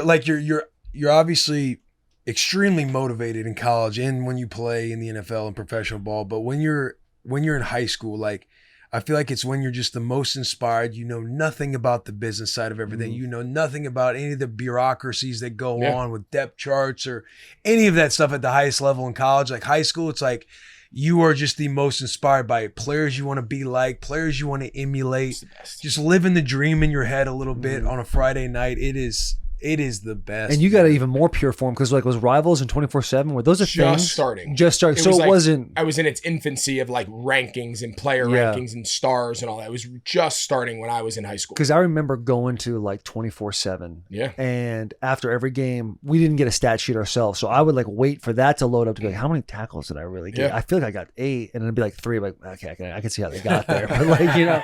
Felt a lot. I felt like I got jumped 8. on a couple I feel like I piles. jumped. That's a pile. I was a big pile jumper. Big pile jumper. Hey. Feel like got the assist there, boys. You're welcome. Got him down for you. The guy that's doing the PA announcing, he just found the closest number he can find. He's just saying your name all day. You're a hero. Right. Exactly. But One on the tackle. But we're losing that. You're Like like, we talk about IMG and those academies. That's one thing. There's public high schools all around the country that kids are going to 4 different schools in 4 years. There's public schools that they're getting apartment buildings down the street, and you can just move in, write your new address on, and you go to a new school like that. Yeah. Florida's got school choice. You can transfer free of charge, go to any school within your county, and not even need to live there. Like it's the Wild West right now. When I was in high school, I was in a small town, right? I told you the state thing sophomore year. The next year we go like 3-7. We were really bad. And we played a school in Scottsdale, Arizona, and one of the coaches coached me in Papa Warner. And he's like, hey, Taylor, he's got the frame for being offensive lineman. They kind of started doing the little recruiting thing. Yeah. So all my dad did was go get an apartment that was a block away. There you go. And now you're in the district, and I started school like before the end of my junior year. You were ahead of the times. Ahead of the times, man. The best decision I ever made. I was heartbroken to leave my boys, though. Of course. Because that's what it's all about. Yeah. The Friday, we had one Dairy Queen. And because the Cave Creek, Arizona, like they don't allow any franchises, but like in the 80s, they're like, hey, we'll allow a Dairy Queen. That was a big deal for the town. So Go Fridays get a brown bonnet before and a games, blizzard with the we would go boys. smack a blizzard before a game, go play, thinking like, we're It juiced didn't up. matter. Yeah, I'm just trying to get my cows up. That's all I care about is have a little more weight on so I can handle this double team a little bit better. No doubt. And then after that, it's like, who's got a fake ID? That's it right there. Catching a cramp at the after party because you played so much. Yeah. And you're like, so-and-so's parents are out of town. Oh my God, stretching. Yeah. Someone's parents are out of town, and so they got a couple racks of Bud Light, and we're gonna get there and like I'm gonna hopefully get 3 beers in me and be like, this is best what night of living's my life. all fucking about. Where does life go from here? It does it. Just babies and memories after that. Yeah. That's all it I is. got lots of them. Yeah. I got lots of them. Dude, Listening it's to Headstrong on the bus. The music, high school locker room music. Yeah. I think every high school in America, for the most part, listened to the same like 6 songs in those days. Yeah. I mean, the amount of times you hear Thunderstruck. Oh my God. That fucking game is crazy. But every time you're sitting there, be like, You don't even really like. I wasn't like in high school. I don't know, but you like in high school, like we all like were in our rap phase where like everyone loved rap music, Tupac and Biggie. Like that was our era. But in a locker room, like it didn't matter who was in the locker room. Like there was something about rock music in pregame. You wouldn't listen to that song in a million fucking years. No. But if you're spatting up, did you guys used to get to the games early because you wanted to change your cleats? Like, did you guys have screw-in cleats? No, nope. I had Nike Sharks, and you could actually take the Nike swoosh. They had like little colors, and you could pull out the color and put it in a different you guys color. are so much younger than me. Dude, the highlight of high school football was we were able to finally use detachable cleats. Like you'd go before the game, meet all the other buddies on the team. We're going to get there early. I got to put in new cleats. Yeah. My dad would buy like boxes of just detachable cleats. So like only the seniors could get like fresh ones. And you made the freshmen, they were down to like their nubs. You could see the metal coming through. But man, you sit there with those little keys. You change your spikes. The spikes were this big, and you'd walk around like the tile locker rooms in school. Oh, yeah. It was like clink, clean clink. click, clack. Dude, Thunder. Oh, he's the best. Like You got really that one coach on the staff that knows how to make a little highlight tape in the VHS. yeah. He pops it in. Thunderstruck's in the background, and you're seeing the tape from the press box. Thunder. Oh, Just you running for an 80-yarder. Dude, like, it's crazy. Let's go kill these boys. You couldn't wait till like the end of the year banquet when like I don't know about you guys, like we had like a school like TV productions class that would make like a year highlight film that was like the season recap. Yeah. And you were just like at the banquet, you're like, because the cheerleaders are there, the parents are there, the freshmen. You're like, I hope they put on all my good plays, and then they put on your good plays, and you're kind of looking around. And everyone's like, he's in life. That You was think that everyone's was like, wow, look how pinnacle. good Greg is. In my mind, I'm like, the only thing anyone in here is thinking about is that guy number 4. The with main character big syndrome. neck roll. Yeah. My shoulder pads were bigger in high school. You could probably find it. My shoulder pads in high school were bigger than my shoulder pads in the NFL. And it's not I even. feel like that's for most guys, right? It had to be. Yeah. You can't even. I mean, like who? What is that? That's a fucking unit. That's what that It is. is a unit, bro. That's a unit. Look at that guy. The little Look at my 2-bar. face mask. The little Yeah. 2-bar. I mean, that's an offensive lineman face mask if I ever saw one. What is that? What That's somebody surprised that's me? ready to bust a wedge. What Wide surprises open. me about this photo is sleeves. Yeah, it was practice. That was our practice uniforms. Okay. So yeah, I wouldn't have worn sleeves in the game, but that was definitely practice. No mouthpiece in. Looks like we're practicing kickoff return. What was your? Doesn't it look like kickoff return? Yeah. You're locking I'm grabbing a arms. guy You're for a locking little arms. two-man wedge. the wedge. A lot of stars. I don't know about if you guys noticed the stars. I see him. Is that So the that's athletes? that's me and my dad. Go to the left. That's me and my dad after we won our first state championship. That's my senior sick, year. man. Big Your shoulder pads. senior year. First one. He had lost Finally 7. did it. No We way. finally won my 7 senior state year. titles. My older brother Chris, who was 1 grade ahead of me, freshman, sophomore, junior, senior year, he played in 4 state championships. They lost all 4 of them. Oh my god. In high school, that's heartbreaker. My dad had won state championships at his previous school, but that was his first state championship at our school. That was my younger brother. He played quarterback at Miami. He was nasty. Both my brothers were quarterbacks, and I got the tight end gene. Fuck, that is awesome. Your man. dad was your dad one of those guys where you're always searching for the "proud of you" comment, or was he pretty vocal emotionally with you?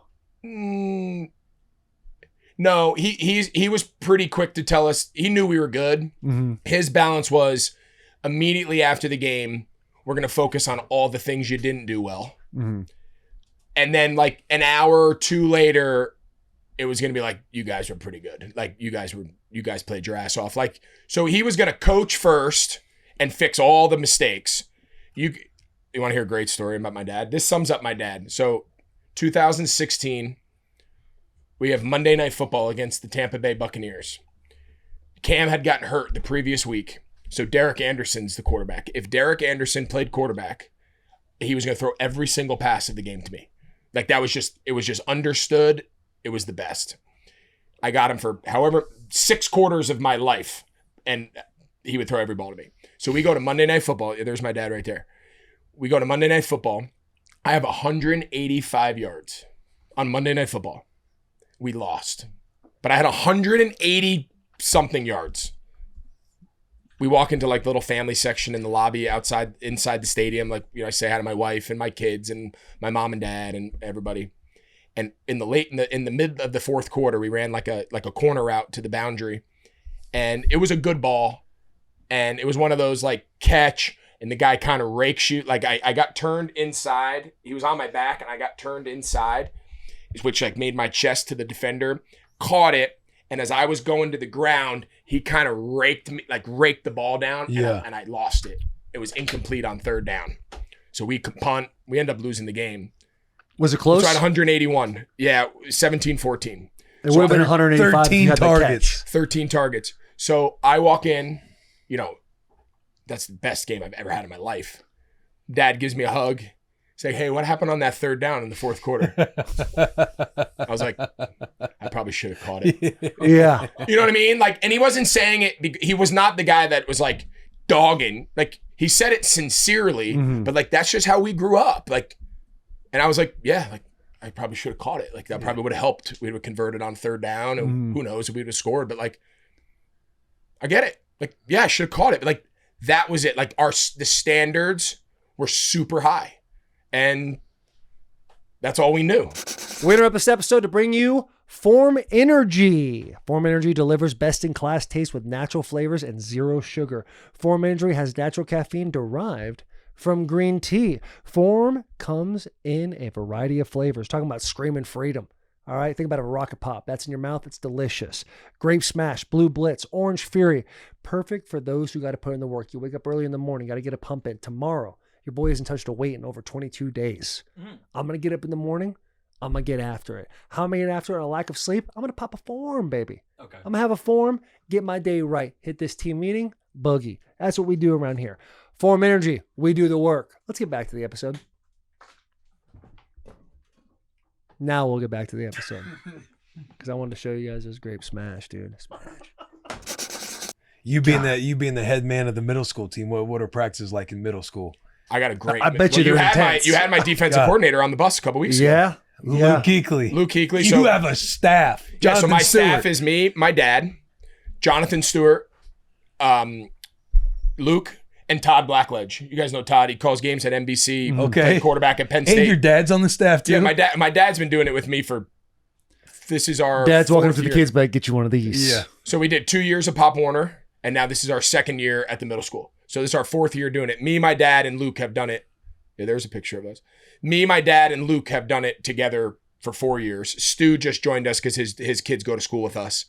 So you spotted him out. You're like, hey. Yeah, I was like, Stu, let's move in town. You need something to do. Let's go. Yeah. His daughters are little, but yeah, man. So we have a blast, and we run real practices though. We're fortunate that we have a big staff. For middle school, 5 guys. We sometimes have a 6th. Like 6 guys on a coaching staff in middle school is like 100. So we're doing individual team takeoff, individual offense, defense. Like we can really spread everybody out, do a ton of individual work. There was us last year getting ready under the lights at our school. That was sick. Still focus. Oh, dude, it's the best. Kuechly. We do pregame meal. Watching Pregame meal. everything. So me and Luke are riding on the bus, taking the boys to the game. So it's just me, Luke, and just like 30, 40 middle school boys taping their fingers. Now it's like wrist tape up to their elbows. They're putting it's the whole Thunderstrucks in the background. Thunderstrucks on the background. Still 30 years later, you only can play Kids are like, this song's a little old. No, it's like, you fucking respect this. If you don't listen to this song, me and Luke are up there, we're fucking bashing our heads against the front wall. row. Someone's like complains. I was like, hey! Yeah, for some reason, you weren't allowed to talk on the bus growing up. Yeah. It's like, dude, isn't that wild? It was dead quiet, and then there was like that one assistant hard-ass coach. Someone would like sneeze. Yeah. Like, hey, can we focus on the game? It's like, why is he yelling at me? Yeah, dude. But like Coach Olsen's It's like, so true. You cannot but is talk that on the not bus. like right? Yeah. The school buses, the yellow school buses in line up. You get in, you sit in the back, you'd snicker for a little bit. All it took was one coach be like, hey, are we focused today? It's so true. please tell me you just take the buses for just the moment leading up to the game. And you're like, hey, we're not taking any time. Make sure you're taped. Make sure you're ready to go. We're getting off this bus and we're whooping some ass. Yeah, we're taped. We're taped before we get there.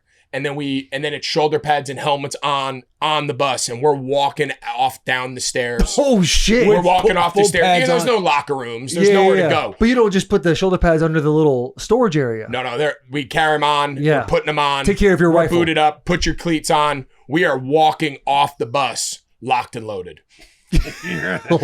So last year, Luke and I are on the bus with the boys, and we're going to one of our away games. And Luke's like taking attendance, like making sure because it's just the two of us, the bus driver, and we're responsible for all these kids. And he's doing attendance, and I'm talking the offense and defensive line about, our combo rules, and first play of the game is going to be whatever, and let's get off to a good start. And, 20 minutes later, Luke's like, hey, man, we got a problem. Because I'm looking back at the boys, talking to the kids. He's like, we're back at school. I'm like, what are you talking about? He's like, the bus driver just went completely in a full circle, and we're back where we started. We end up being 30 minutes late to our game. Me and Luke are sweating. Parents are texting us, where are the kids? They're waiting for us. And Luke and I fucking coming in late with the boys because the bus driver got lost. He got lost and just drove back. Yeah, none of us were paying attention because we're all doing a million things, and we did a full circle, and we're back at school. And He's just thinking, I don't know where I'm at. I'm just going to drive back. You think he'd look back at one point and be like, hey, do you guys have like and also it's they got an address? 2025. Yeah, like we got you look at your phone It was and plug it in. Yeah, it was Those are the best. Like that's the best part of all of it. Yeah. Like, I mean, those kids have no idea how good they have it right now. Fun, you guys went 7-1 last year. We lost the first game of the season to a good team. We lost the first game of the season, and then we rattled off. And then you didn't look back. No, we got better as the year went on. We only had like 30 kids on the team last year. We got like 50 something this year. All right, the energy's building, but we had a really good group of 8th graders. They just hadn't played a lot of football before, like a lot of first-time kids. We're teaching kids how to put helmets on, how to buckle chin straps, how to put, how do you do the clip on your shoulder pad? Like part of our practice was like that. Like we had a lot of kids. They didn't know what they didn't know. Yeah. Understanding how to get dressed is something that nobody ever talks to you about. I played 1 year. I played Pop War when I was a corner, 3rd grade. Nice. And I didn't play again until my freshman year. But I remember going to my freshman locker room. All the kids are like getting dressed, and I'm watching them. Being like, okay, I guess that's a hip pad. I'll put that on my Oh hip. yeah. And I had to I was like watching the kids. Remember I was the last how one hard dressed. it used to be to put the pads in your pants? You had to weave the hip pads that loop. weaving in. Yes. Insane. And then you get to college and you find the shorts that have the hip pads that are built in. Yeah. And you might be a little too old for that. You might have been playing in college with them things. We big ass hip pads. wore girdles with our hip and our butt pad, and then our pants. We would put the thigh pads and the knee pads in our pants. Yes, that's what we used to do. Now all of the pads are all built into the girdle. So they put on it. They pull up a girdle, thigh, hip, butt, all that. And then they just put knee pads in their pants, and that's what the kids wear now. So it's actually pretty easy. Isn't it wild that like when you're in high school, it's how big can I look? Like I need the biggest thigh pad, the biggest knee pad. But the older you get, it's like how tiny can I make these pads just so I can be bigger, faster, 100%. stronger. It's crazy how much it changes. It's so true. It's the best though. There's nothing better. Dude, are there any moments you still get a little bull in the ring in? We don't. Oklahoma drill? It's illegal now, yeah. right? I'll tell you, it's a good question though. We don't do bull in the ring. We don't do Oklahoma eye opener. You remember eye opener? Where like one guy would go sideways and you would shuffle and there was cones and I'd pick a lane and we'd go. Yeah. And like you're standing in the back I never of the line. did that. Oh, like the ball carrier would run sideways. You would shuffle. He picks a hole. And then once I picked a hole, you're going. I would go through them. So we did that growing up and you'd be in the line and you're like, 1, 2, 3, 4. And you're like letting the kid go in front of you. It's like the badass kid on your team is the 4th and you're like, 1, 2, 3.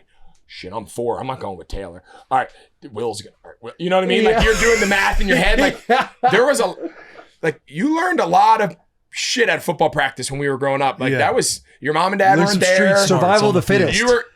That coach, he didn't give 2 shits. He could have run you till you died. Like no one cared. Yeah. We can't do that anymore. Parents are there. How about? I'm not worried about the parents. Like how about, parents are watching how about everything. pursuit drill where we do. You got a runner going. You got low pursuit. You got high pursuit. Yeah. It's like 2-on-1. You have we do we do a ton of pursuit drill. We had a kid actually break his nose bumping in first practice last week, in the summer. No pads, but we just tag off and we teach in, out, setting edges. Who are inside hitmen, who are our force perimeter players, like get them running to the ball. We do D-line. They go through their little station and then run to the ball, second level, secondary, backside guy, run corner. Like that's our first drill we do on defensive day. But we just tag off. We do a lot of teaching progressions of tackling, striking. We always talk like we're going to hit guys with the screws of our helmet. Like the helmets don't have screws anymore, but like that's how we learned it. Like you hit the guy with the screws of your face mask. Got to keep the face up. Face up. So like we do a lot of that all summer.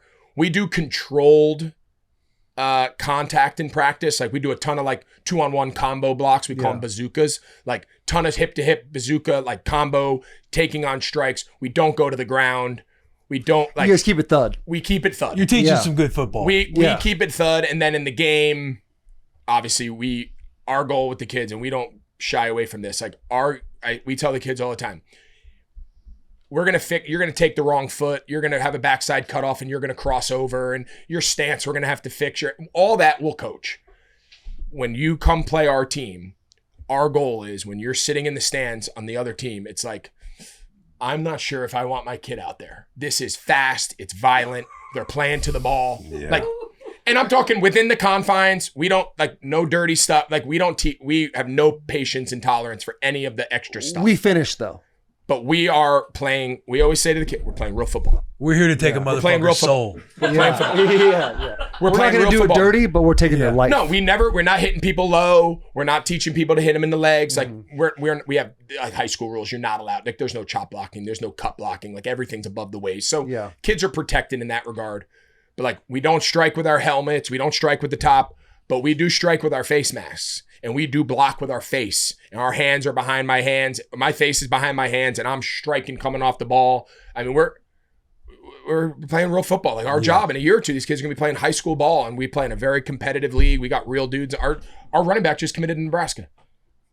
Wait. Our Great Charlotte choice. Christian high school. Okay, Varsity. gotcha, We're a K through 12 school. Yeah, okay. So our high school uprising senior running back, Jamal Rule, just 2 days ago committed to Nebraska. Let's go. He's So stud. hold Welcome. on. The school you're coaching at is K through Add 12. firepower. So there's a high school coaching staff that is watching Greg Olsen and Luke Kuechly coach middle schoolers. We share the field.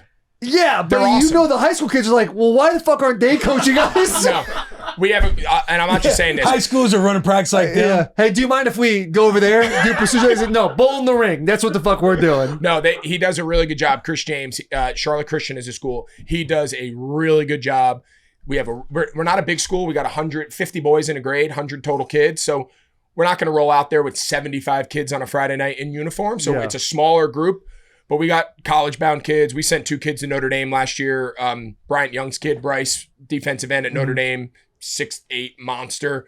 Wide receiver at Notre Dame, both in the same class. Micah, they played in the national championship last year as freshmen.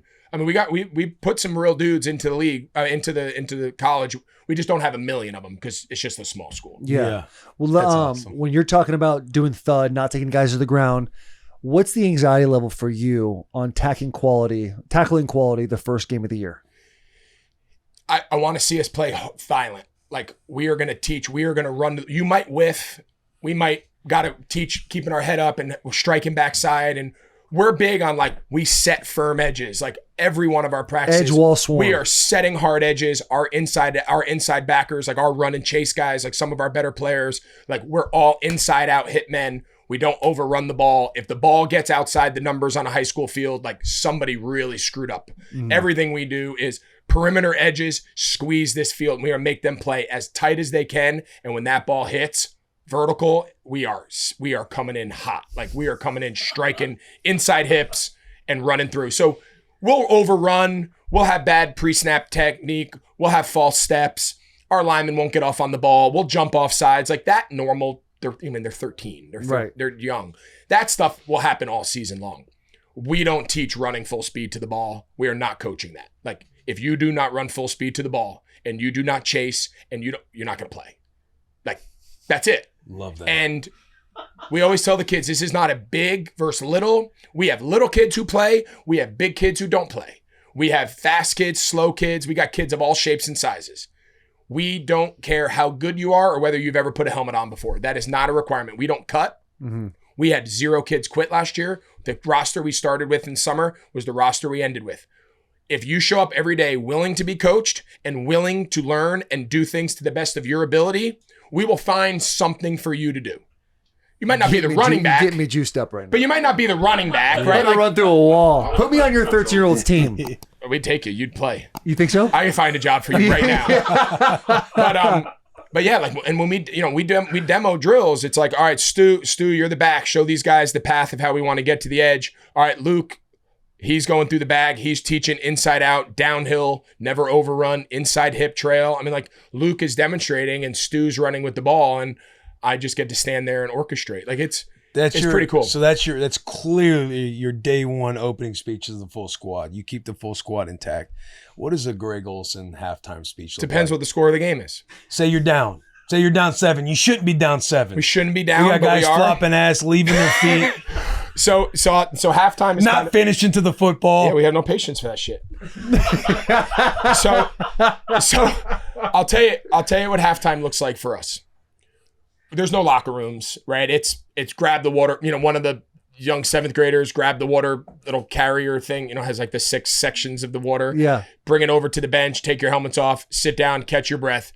We'll get them together. I coach the O-line and D-line. Like that's my jam. I spend every day, every minute with the O-line, D-line. We alternate offense, defense days back and forth. Most of our good kids play both ways just because we don't have enough kids. But yeah, it's offensive line. Where are our corrections? Is it the front we practiced all week? Is the front different?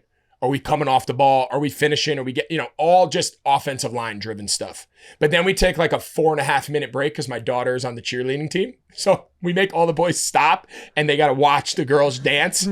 So they come out and they do like their halftime routine. So like I'm all over these middle school kids and we're coaching our ass off. And then it's like, stop. And then I'm like, dance mom. I'm like, dance mom watching. Talbot, good job, honey. Why we got to get firmer in our double teams, and who's the left? Hey, we got to set this edge, that ball, and then you go back to like and the girls are like running off with their pom-poms, and I'm like, good job, honey, you did so good. And then you're just like back wearing the kids out. So it's a mix of both. Like we tell the kids all the time, and we tell the parents, no one is going to love your kids more than us. No one wants to see your kids have more success than us, but we are going to coach the shit out of your kid. But we are going to get to the point where they trust us and they know we love them and they know we want to pour into them with everything we have. Before you coach the shit out of them, you got to get to that level first. Because if not, it just feels like you're attacking them. Mm-hmm. And for these middle school kids, it's a different day and age now. Like they're not used to being yelled at. They're not used to being coached. So like we got to make sure like we're not yelling at you because we don't like you. We're talking loud. It's football. It's intense. You're across the field. Like we're not going to stand here. And I'm not going to signal into you. Like, we're not playing baseball, right? Like, if I need to get a hold of the corner on the far side of the field, like, I'm going to scream across the stadium. And everyone in the stadium is going to hear me. But if he needs to be inside leverage because he's on a backside one receiver, like, move your ass inside. And if you give up a slant, we're going to be pissed. Yeah. Right. Like, you're going to be praying for that cheerleading break at halftime. Because that's, They're like, I hope the girls have a good dance. Hey, Coach, I think they're coming out early. I think that's great. We'll work on the slant. We'll work on the slant a little bit. He gives up a touchdown. He's like, cheerleading coach. He's like, I will give you anything for this dance to go the entire halftime. Yes, he's bribing the coach in the corner. Isn't it crazy how different it just was? Like us growing up in the drills we would be doing compared to everything that you seem to be teaching with the squad now. Oh, dude. Like bull in the ring. We'd play duck, duck, goose. What do you mean? You'd be holding the ball. You'd be holding the ball and you'd be going around the squad. This is when we're like 5th, 6th grade. Oh, and like you tag and they'd have to chase. You take off sprint. Old buddy gets up, sprints the other way, and you just collide. You just collide. I feel so bad for the smallest kid in that circle because you know he's getting picked like 7 times. That kid's going home that night. He's tired. He's quitting. He's done. That's how you don't end up with the same roster at the end of the year as you do at the beginning of the year. There's a lot of basketball players made at football practice. No doubt about it. You know what? The gym's air conditioned. That felt good. I didn't play much, but like no one ran through my skull. Yeah, exactly. That feels good. I get it. You talked about the parents. How you like, no one's going to love your kids more than we love your kids. They're going to trust us. You've had to have run across a Karen or two. Yeah. In your time. How are we handling that? Our approach is I over communicate. And maybe to a fault sometimes. Mm. I don't do regardless of the sport, right? So you think growing up in baseball, after the game, the coach takes the team out in deep left field and it's just the coach and the kids. And then you get in the car with your kid and you're like, hey, what'd coach say? Mm-hmm. And it's like, they're 12. They don't know what just happened 5 seconds ago, let alone relay an adult's message, good or bad, and relay it. So like, I never want the parents to be dependent on the kids to know what I'm saying to their kids. Mm-hmm. So we do our post-game stuff right there behind the dugout. I want everyone to come. I want people to come to our practice. I want parents to sit in the stands. I want people to know what we're saying to your kid, we would say in front of you. Like there's no secrets here. There's no, I'm going to tell your kid one thing, but then I'm going to say something else to the parent. Like we are very transparent in what we do, how we coach. We don't apologize for it. Like we are going to pour in so much of our time and energy into your kids because we love it. If you have not everyone's going to like what we do. You might not like the position your kid plays or how much he plays, or as they get older, obviously playing time is a little bit different. At the young age, everybody plays. Mm-hmm. Like we're not in the business to play 8 kids and 5 of them stand on the sideline, sit in the dugout. So we get everyone involved to the best of our ability and give everybody a role. I'm very clear that if a parent wants to call me and he wants to talk through, like I have no problem with that. You're the parent. they're too young to remove the parent from the process. Now, if I was their high school coach, college, I'm not going to answer to your mom about what we're doing. Like, that's just not the business. But at the young age, you have to engage the families. I want my kids' coaches to communicate with me. Where does my kid need to get better? Where is he falling short? Where is he doing well? What's his role? Like, I would love to know that, because when I ask my kid, they don't know. So like, there's a communication barrier there. So I have no problems with our families being super engaged, be around our practices, ask questions, see how we coach, see what we do. I encourage it. I like it. I don't want any secrets. But if you ask me a question, just be prepared for the answer. That's it. And that's the simplest way to do it. And we've been very, very fortunate that for the years we've been doing this in all different sports and different girls, boys, ages, we've had really good families. Like, people that I think in the beginning are kind of, this is a lot. Like, whoa, this is, and then after it clicks and they see the spark go off in their kid's eye and all of a sudden the kid's doing things they didn't think were possible. It's like, okay, just go, keep going, because the kids that's coming home to me after each day is a better version of my kid than I had when we started. That's our goal. Yeah. And whether they're a better football player or not, that'd be great. But like, confidence, character, how they carry themselves. Like, our families will tell us, like, for these summer workouts, we start at 8 a.m., Tuesday, Wednesday, Thursdays, all summer long, 8 a.m. at the field. These kids are up 7 o'clock in the summer, up, downstairs, breakfast made, cleats on. Come on, Mom, we got to go. I can't be late to practice. If we only accomplish that, we're doing a great job in middle school football. Amen, dude. That's awesome. With that, we looking at 8-0 this year? Yeah. I'm going on the record. Oh, this is it right now. I'm Joe Namath. Yeah, okay. Breaking news, Bussin with the boys. Our goal is to win every game we play. You're not worried at all about the other 8 teams that might just grab this clip. We have some good. We have good teams. There's good teams in our league. You just want them to know you're coming. Yeah, we'll be ready. Yeah. You ever walked across the field, you see one of those boys that are maybe a little more developed on the other team? Yeah, and you try to get them to come to your school. Yeah. Hey, you want to get we got Luke Kuechly over here. I was going to say, I see you play linebacker. You know who that is? Hey, man. That's Luke Kuechly. What was the recruiting process like getting Luke on your team to coach? Easy. I give free pizza. You know, Luke would. Yeah, Luke's as easy as it gets. We go free pizza.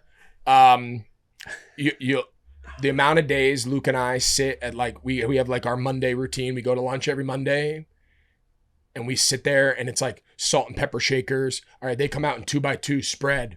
How are we gonna get the nickel to know which way he's gonna go? Because there's no tight end. All right, hey, how are we gonna make the big call? How are we gonna set the front? The kids only know to set the front to the tight end side.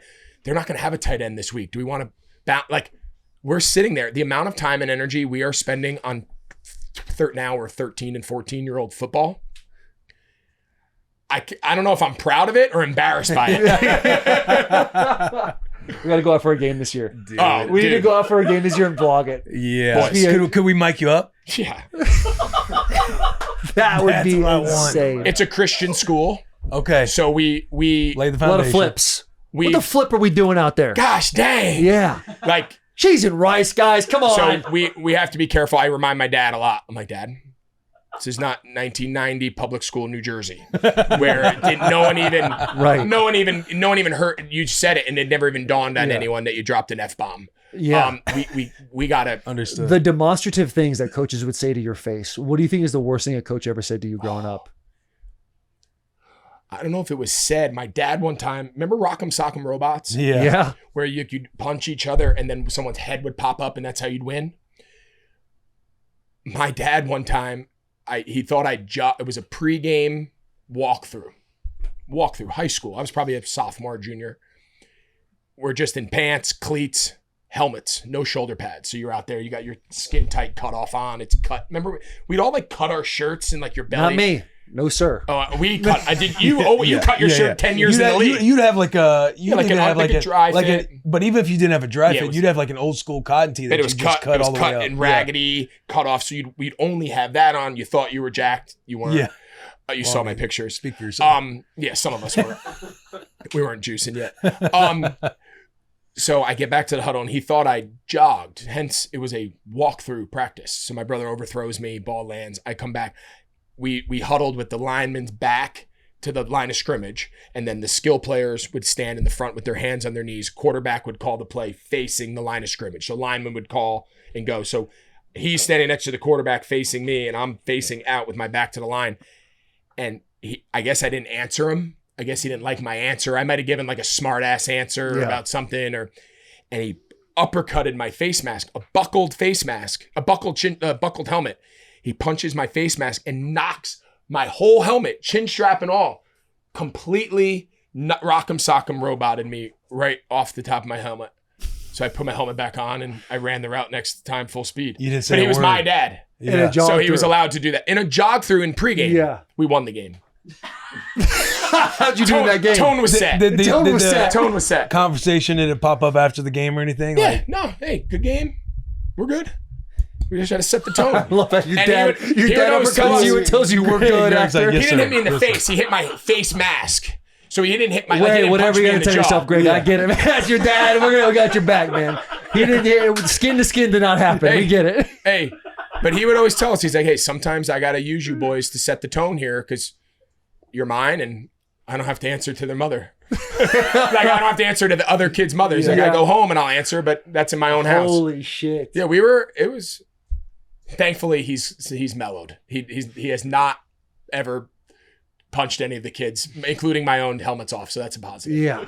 That'd be a tough conversation to have, right? Yeah, that'd be tough. In what the fuck are we doing? 2025, Yeah. a lot of flips. You're out There'd of be a here. lot of flips. Yeah, there'd be a lot of flips going on. Imagine that video just Thankfully, going we've been viral. good. Thankfully, we've been good. All right. We're going to wrap this episode to bring you. What is it, Joe Burrow? Do you know? Do you know what we're bringing to you? It's our last one. Do you know what I'm bringing to him? For last. Neutral. Oh, yeah. This last ad read is brought to you by Neutral Vodka Seltzers. Have you tried Neutral? If not, you're missing out. Neutral is so much better than any other seltzer I've ever tried. It's made with real vodka and real juice, and that's what makes it delicious. Neutral comes in a variety of flavors. Personal guy, love the pineapple. Big pineapple guy. Also lime. Lime is very delicious to me. I really enjoy that. Neutral is a perfect drink to bring when hanging with friends, and it's such a crowd pleaser. Neutral. Let's keep it tasty. Keep it tasty. Back to this episode. Let's play a crystal ball game. Love that. Your kids develop into stars. They're a 4-star, 5-star recruit. How heavy are you pressing on them to go to the U? No, I'm not. Are they really. U fans though? Oh yeah, I would love them to go there. And if they asked me, I would tell them about my experiences there. But Miami's not for everyone. Ohio State's not for everyone, right? Like I think, Why you gotta bring especially them up? whoever. No, I'm just Michigan, Nebraska, whoever. I mean, my point was big schools, small schools, private, public. Miami's a small little private school in Coral Gables, Florida. If you drove by it, you wouldn't even know it was there. It was great for me. It was great for my competitive spirit. It was great for my development. It was great for getting me outside my comfort zone and getting me outside of my box I grew up in. But it's not for everybody. Like maybe I went to Ohio State or Michigan or Nebraska, and that might not have been for me. So I'm a big believer. If they asked me, I'd tell them all the positives that I had, but like they've got to find a path that suits their needs and they've got to find a school. So if they were ever in that position, and who knows if they will or not, like they've got to go where they can make their own path. And if it's Miami, great. But if it's somewhere else, awesome. Like I'm not going to tell my kids where to go to school. By that point, like they've got to start learning, making decisions. I went to Notre Dame. I signed with Notre Dame out of high school. It lasted 3 months. My first ever adult decision. I got there and I was like, whoa, not for me. And transferred to Miami before the season even started. So like, you got to go through some of those you got to go through some of those moments. You can't just tell your kid, go here to here to here to here to here, because they're going to grow up and they're not going to have any ability to make decisions. And if they make bad decisions, how do you get out of it and get to a better one? So would I love them to go there? Of course. My wife and I both went there. But I don't need them to go there. Yeah. I mean, I feel the same, but you ain't going anywhere in the Big Ten. My dad went to college. Actually, went to college in Nebraska, Midland Lutheran College in Fremont, Nebraska. So he's got a lot of Nebraska ties. But yeah, I don't know. You're not gonna let your kids go anywhere in the Big Ten. I'm saying that you don't have to go to Nebraska. You're gonna know that I want you to go there, but you can go somewhere else. But it's gonna be outside of the Big Ten. Yeah, they're not going to Purdue. Yeah. What about Michigan? They ain't going What to about Purdue. Michigan? They ain't going to Michigan. They're not going to be Michigan. They ain't going to Iowa. Uncle Taylor. No, you ain't going to the Big Ten. They're not going to be Michigan men? No. First off, let's talk about what about education? Like And Michigan's a important is that to you? top 15 N public stands school for in the knowledge. world. I think we have the most academic All-Americans in college football. The bar is pretty low if the N stands for knowledge. Warren Buffett, the Oracle, right down the road. All right. So you guys have different parenting styles. So you let him go to Florida State? Yeah.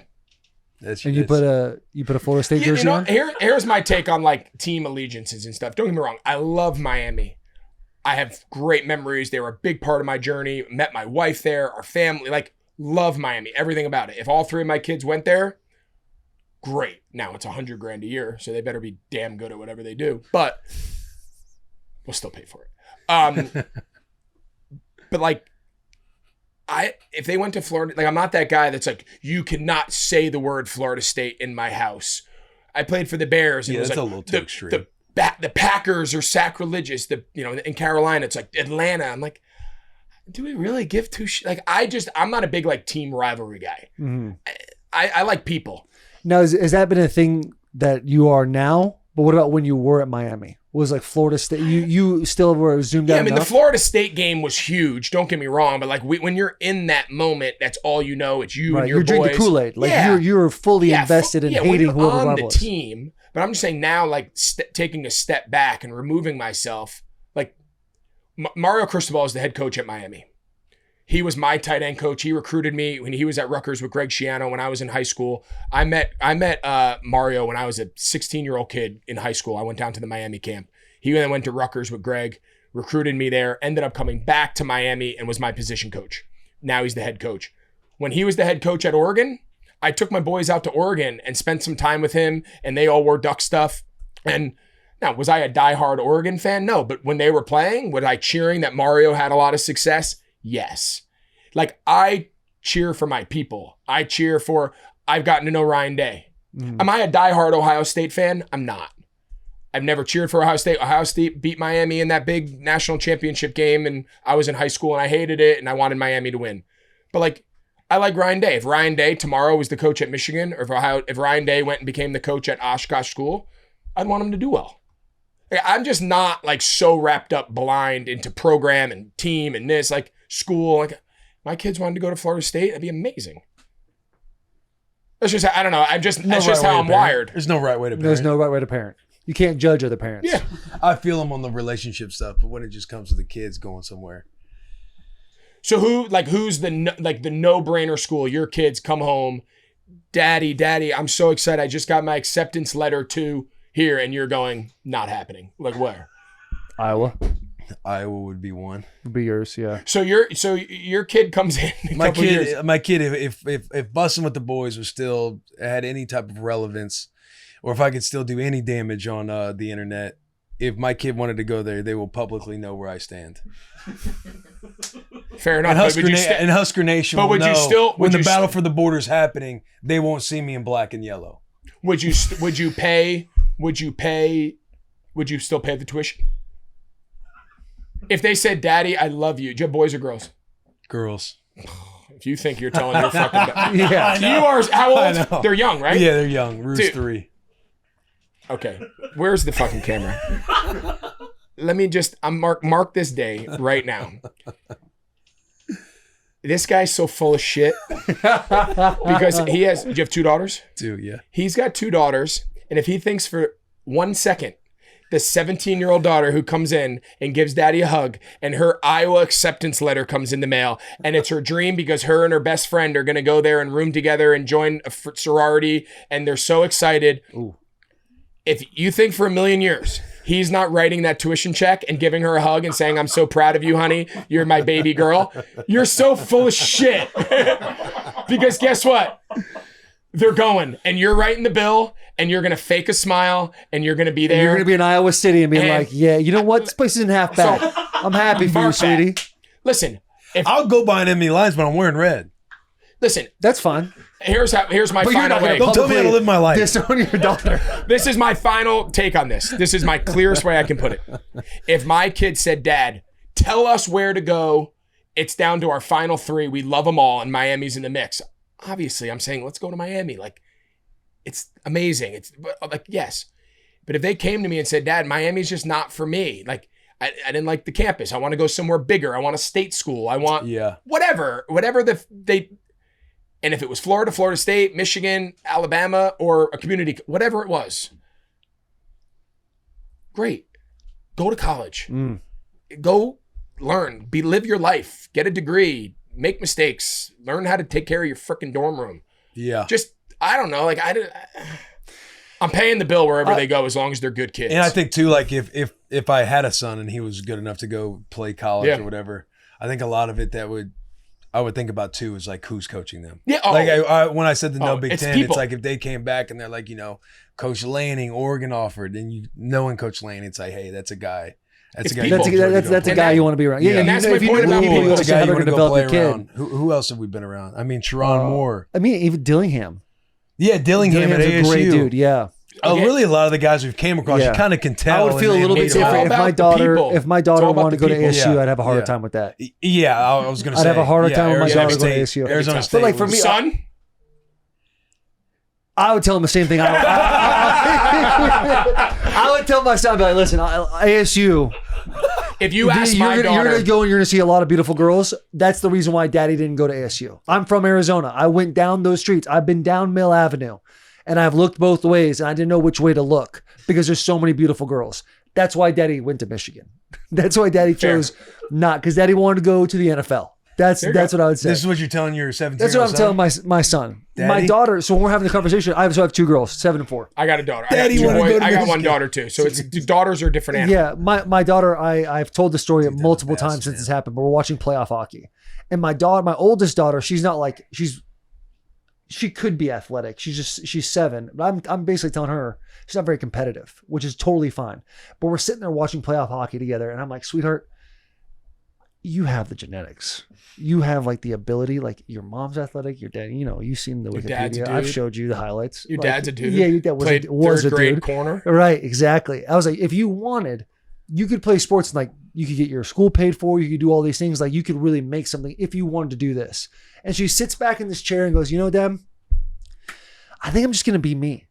And that was the moment I was like, I'm not going to press her at all anymore about sports. Because she was always like, Daddy, you're always talking about sports. I'm like, yeah, because it's really all Daddy knew growing up. So like, obviously I'm going to try to get you into these things. But now that I know that, so if we're having the conversation at 17 years old and she has an acceptance letter from Ohio State and she's like, I want to go to Ohio State. I'm thinking, why would you want to go there? It's not like a predominant like educational school. Like it's not anything like that. Michigan, top 15 public school. You want to go to somewhere like there's a lot of other places. But if she wanted to go to Ohio State, I'm bending the knee. Yeah, I'm bending the knee. we all sit. It's just the way it goes. It is the way it goes. But I'll tell you one thing I will say though about girls. I'm further down the lat. Your oldest is 7. She turns 8. So my daughter is July. 12. She'll be 13 in the fall. So I got twins, boy-girl twins. They'll be 13. They'll be 7th graders, and then my oldest son is 8th grade. So boys and girls very different, maturity-wise, whatnot. She wanted nothing to do with sports until probably like 2 years ago. Mm-hmm. Played like little soccer with her friends, but like there was no training, there was no practicing, there was no going out in the driveway. Like she had no interest, so it was pretty much just the boys that were our sports experiences. About 2 years ago, she played for a little school basketball team, took a liking to basketball, started going out and like venturing into some more of like competitive basketball roles. So now when the boys do basketball training with the guy, like she's out there with the boys doing basketball training. She's in the gym. She practices. She just went out for the track team at her school. Me and her just drove to Greensboro for the Adidas outdoor track and field meet last weekend. And she's competing against some of the best girls in the country. And granted, she's in 6th grade. Like, yeah. Not that she's winning, not that she's the best or anything, but like all I would say is for the girls, sometimes the competitive side doesn't, at least in my family, it came out a little bit later. Yeah. When the boys were little, it was run around with a football in their hand and let's go play catch and Daddy, let's go hit off the tee. It took her a little bit longer, 5th grade, give or take 4th, 5th grade. But now she's as competitive and as strong and as driven and as much of a dog as anybody. Like she is a horse. That juices me up. So don't give up on it. Yeah, don't give up. Don't give up on it. I feel like a lot of it too is probably like we didn't press her. Like we never in a million years thought she was gonna really get much into sports outside of just like recreation, fun, soccer or whatever. Yeah. But she's competitive. Like right now, like literally as we speak, my wife's taken her and the two boys, all the kids, to Kula, Brian Kula trained McCaffrey, and I don't know. He works at Battleground Academy. Okay. Do you know that school here in Franklin? I You think guys I've have any heard idea? of it, Do you but guys no. live in Nashville? Yeah, we live. Okay, I wasn't sure. I'm naming all these Nashville things. I'm from anyway. So like they came down here. He's like a great track and field coach. Like that's his specialty. Trained Anna Hall and McCaffrey and all these people from Colorado. He moved to Nashville within the last couple months. So like they're there. She's there doing a hurdle workout with him, learning how to run hurdles, and they're That's gonna do a awesome. speed day. So like she'll work now. Like she'll That's get I after think a lot of it too with like young kids has got to be just feeling confident. Like maybe Yeah. they're a little insecure. They kind of shy away from maybe doing a sport because they don't know if they're good at it yet. I just like the idea too. It's like when you just getting kids obviously involved in sports, but you have something that you are committed to doing, a place that you have to be, a place to show Yo. up, how you show up for the world, like how to stay, No doubt. start getting in those areas of like discipline and everything else. And it's like, hey, if you don't like doing it afterwards, we might find something else to do for you during that season. It could be anything. It doesn't have to be sports, but something that you can commit yourself to, because at some point you're going to have to start doing that. Like when you go to school and you're committed to your grades, or you're committed to whatever No your doubt. things are going to be. Yeah. Totally agree. And again, we all just know sports, so that's like the Yeah. only avenue I know to teach those lessons. Now, But we know it's the best lessons.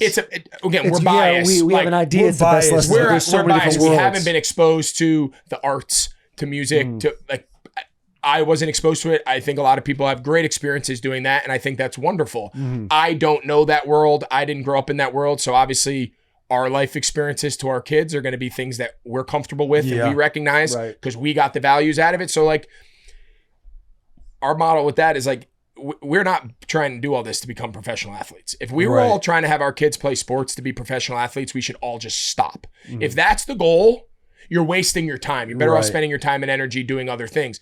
It's all the other shit, being accountable, being on time, doing something for other people, having an authority figure that maybe you don't like or you don't think's giving you the fair end of the deal. And it's not your parents in there trying Guess to, what? You're because gonna have a it's boss different one when day. you have a different authority figure course. kind of coaching you up, and you're not going to talk crazy in front of them. Where else are you getting that? Yeah. It's also keeping them well-rounded. Like with my kids, it's like, hey, you have to have an art, you have to have a language, and you have to have a sport. Yeah. And right now their sport is like Brazilian Jiu-Jitsu. Jumping in that. sick. My daughter wants to learn Chinese because she saw How to Train Your Dragon, the Chinese thing. She's Love all that. about it. And then Love art, that. they're taking classes and stuff like that. So it's cool to see these things that I know nothing about, but like they're really enjoying it. They're about it. They have these like canvases sitting outside. And they're always painting and doing stuff. It's just really, it's cool. Because I I'm would- like learning as I'm going too. Totally. I would love my kids to be like that. Like we stress trying to be well-rounded, and then like I take a look at myself and I'm like, And you're there on a Pretty- Monday with salt and pepper. yeah, like, Right. what do you do other than sports? So like growing up, like we did sports. Right. We didn't go camping. Mm-hmm. We never went hunting. I can't tie a Yeah. fishing line.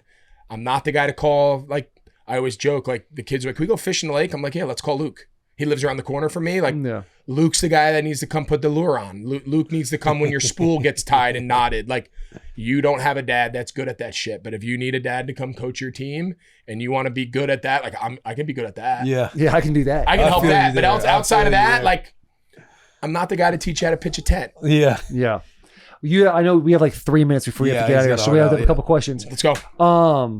Broadcasting. Yep. You've obviously you crush it. You're very, I'd say the way you're able to express yourself to the viewer that's listening that might not know a whole lot about football, when you have a wealth of knowledge, you do a great job of letting the casual viewer understand the game of football in those 3 hours that you're sitting in the booth. Thank you. Tom Brady comes in.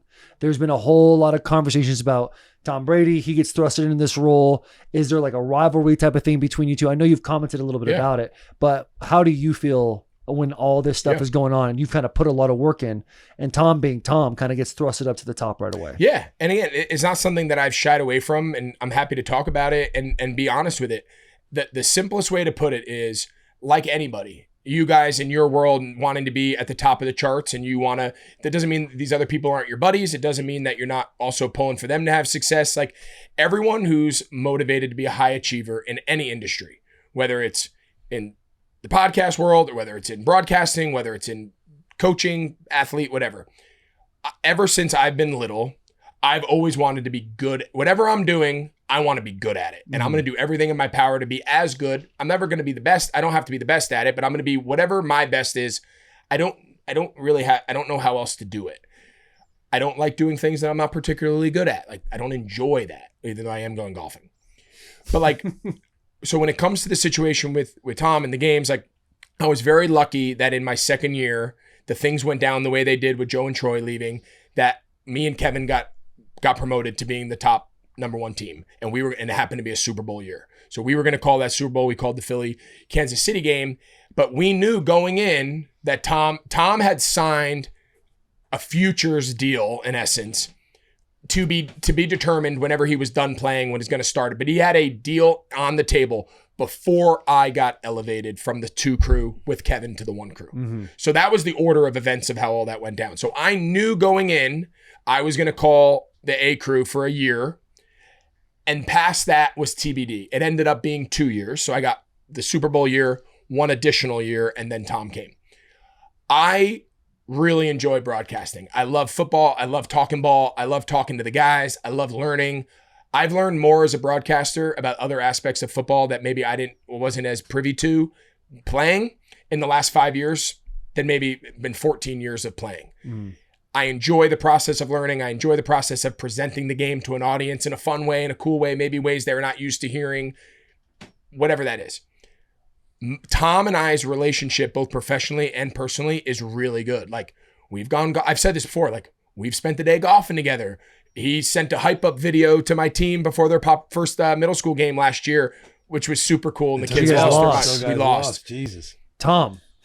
You need a better video. We're going to redo it this year. We're going to reset. Yeah. We're going to, it's a bad case for people saying you guys don't have beef because you guys did lose that game. So that's really where the animosity comes from. It's not taking my job. It's that we lost the game. I got a couple hype videos out there if you ever need somebody to step in. No F-bombs, just flips. I got you. Flips. Christian school. Christian school. Kid friendly. But like, we've spent a lot of time on the phone, talking broadcasting, but also talking about raising teenage daughters. Like, we have a lot of other things in common that we've formed a better personal relationship since he's joined Fox than we had when we were both playing. We knew each other. We'd see each other before and after games. It was a very casual, professional relationship. Yeah. Me and him have spent a lot of time together, a lot of time talking professionally, a lot of time personally. I have zero animosity for Tom. I don't sit there saying, I hope their broadcast stinks. I hope at all. That is independent from my personal aspirations of, I want to take this to the highest level I can. I want to call Super Bowls. I want to get to a top crew. I want to continue to elevate and see how high in the industry that I can get. Those things can both simultaneously exist. My ascension individually does not have to come at the expense of him. It does not have to come in animosity towards him. If he has a long career in this industry, so can I. Those two things are not. So that's the way I look at it. I'm going to go in this year to hopefully have a great year and continue to present the game in a fun way. I have a great crew with Joe and Pam, and my crew at Fox is awesome.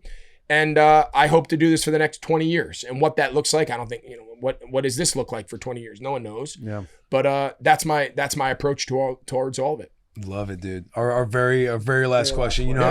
People would do anything for a Bud Light. What would you do anything for? Can't say family. I feel like if he did say family, he'd have a very good answer. If he wanted to go that route. Doesn't have to. Yeah, I mean, family, I think, is probably at the top of everybody's list, right? Like, you would go to the end of the earth for your kids. And, for as much as sometimes they aggravate you and they frustrate you and, they don't want to listen. At the end of the day, when you take a step back, man, that's what all of it's about, right? Mm-hmm. It's about your family and your wife and your kids and giving them a better opportunity than maybe you had and paying it forward. And, hopefully they go on to make great, impactful lives. Like, I think that'd be everyone's cliche answer, even though it's the truth. I mean, professionally, I would probably give anything to go back and be able to replay our Super Bowl. So 2015, we were 17-1. We won 15 regular season games. We had a tight game in the divisional round against Seattle. We were up 30-0 at halftime. Ended up having to recover an onside kick. We didn't score in the second half. Russell Wilson almost brought them back and beat us. We won. We blew the doors off Arizona. We scored 45 points in the NFC Championship game. So, I mean, we had scored almost 90 points collectively between the divisional. It's a great picture. I look thrilled in the back.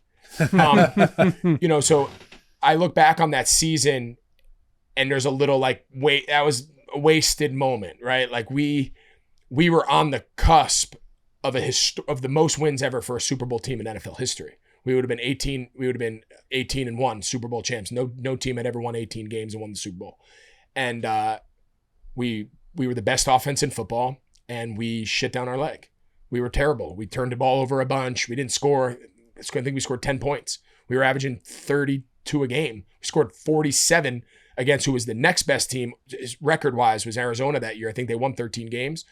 We beat them 45-17. I mean, it was a bloodbath in the NFC Championship. But as you guys know, you get one shot. It's not best of 5. It's not best of 7. I would give anything not to win the Super Bowl. Like, go back and just play it one more time. And maybe we would have lost again. I don't know. They were damn good. Denver was good. Knowing your mind frame about like effort, finishing, if you're not going to do that, you're not going to play for my Papa Warner team. Yeah. What goes through your mind when you see Cam Newton double clutch on that fumble? You know, I think to the outside world, and I mean this sincerely, this is not me covering for Cam. Of every guy I've ever played with, if there was ever a guy that you did not have to question his physicality, his toughness, his competitiveness, it was Cam. That's what a lot of that's exactly what Luke said. And that is not a cliche cover for him. Like if he pulled up in the moment for that ball, and he's talked about it. He's like, man, if I could go back, that's probably, I've heard him talk about on his podcast. Like in the moment, that was not, I'm scared to go get hit. I'm scared to go dive down on the ball. There was as we all have been there in time, your reaction to what you see in the moment and feel, and it's hard to really even quantify what you do. You react. For 10 years, I watched that guy put his life on his body, his life, his career on the line in big moments, in meaningful games, in Wednesday practice, in training camp, all between. If there's one, people want to knock Cam for a lot of things, fine. You cannot knock him for not being competitive, for not being tough. And when it came time to going out there to play, that dude played his ass off every day. He was unbelievable. Every day. Buddy. And creative player. You wish he would have said he would have traded in his MVP for a Super Bowl? That's a longer conversation. Yeah, but short answer is yeah. I would rather he traded his MVP for a Super Bowl. No, I again, there's always context with Cam, and those of us that have spent a lot of time with him always can view the things that he says that maybe to the outside seem, but we're viewing it through a lens of 10 years, now 15 years of being around him and really knowing him intimately, how he thinks, how he responds, how he body language, all of it. Like we have a very keen idea of his good days, his not. Like we really understood what made him tick. And he was the pulse of the team. He was the center of the locker room. He was everything everyone saw from the outside. That was genuine. Like he was like that. He would run for a touchdown on the last play of inside run period on a Wednesday in week 16. We would have to make any quarterback pull play the last play of the period, because if we were running it from the minus 30, and that was just where the ball was marked, he would run 70 yards to the goal line, and he would put the ball on top of the fence like he scored, and it was like him handing the ball to the stands, like that was his touchdown thing. He did that in practice 100% of the time for 10 years. We would have to change the script and make sure that any play he would have the ball was the last play, because if it was play 3, we'd have to wait for him to run 70 yards back and call the next play in the huddle. So when he was running back, the defense would go and we were off the field, and the defense would do their period. And by the time he came back, it was time for 7-on-7 or whatever the period was. Like that was every single day. So when he talks about MVP versus winning the Super Bowl, I think the point he's trying to lay out was he took such great pride in the season he had that year, winning MVP on clearly the best team up until the Super Bowl. Versus there's a lot of guys that have won Super Bowls, but didn't have nearly the level of impact that he had as the reason you won. There's a lot of guys who have Super Bowl rings and were on Super Bowl winning teams, but that his message was, that's a big difference between I won our team a Super Bowl. I was one of the big factors of winning our team a Super Bowl. Right, wrong, or indifferent.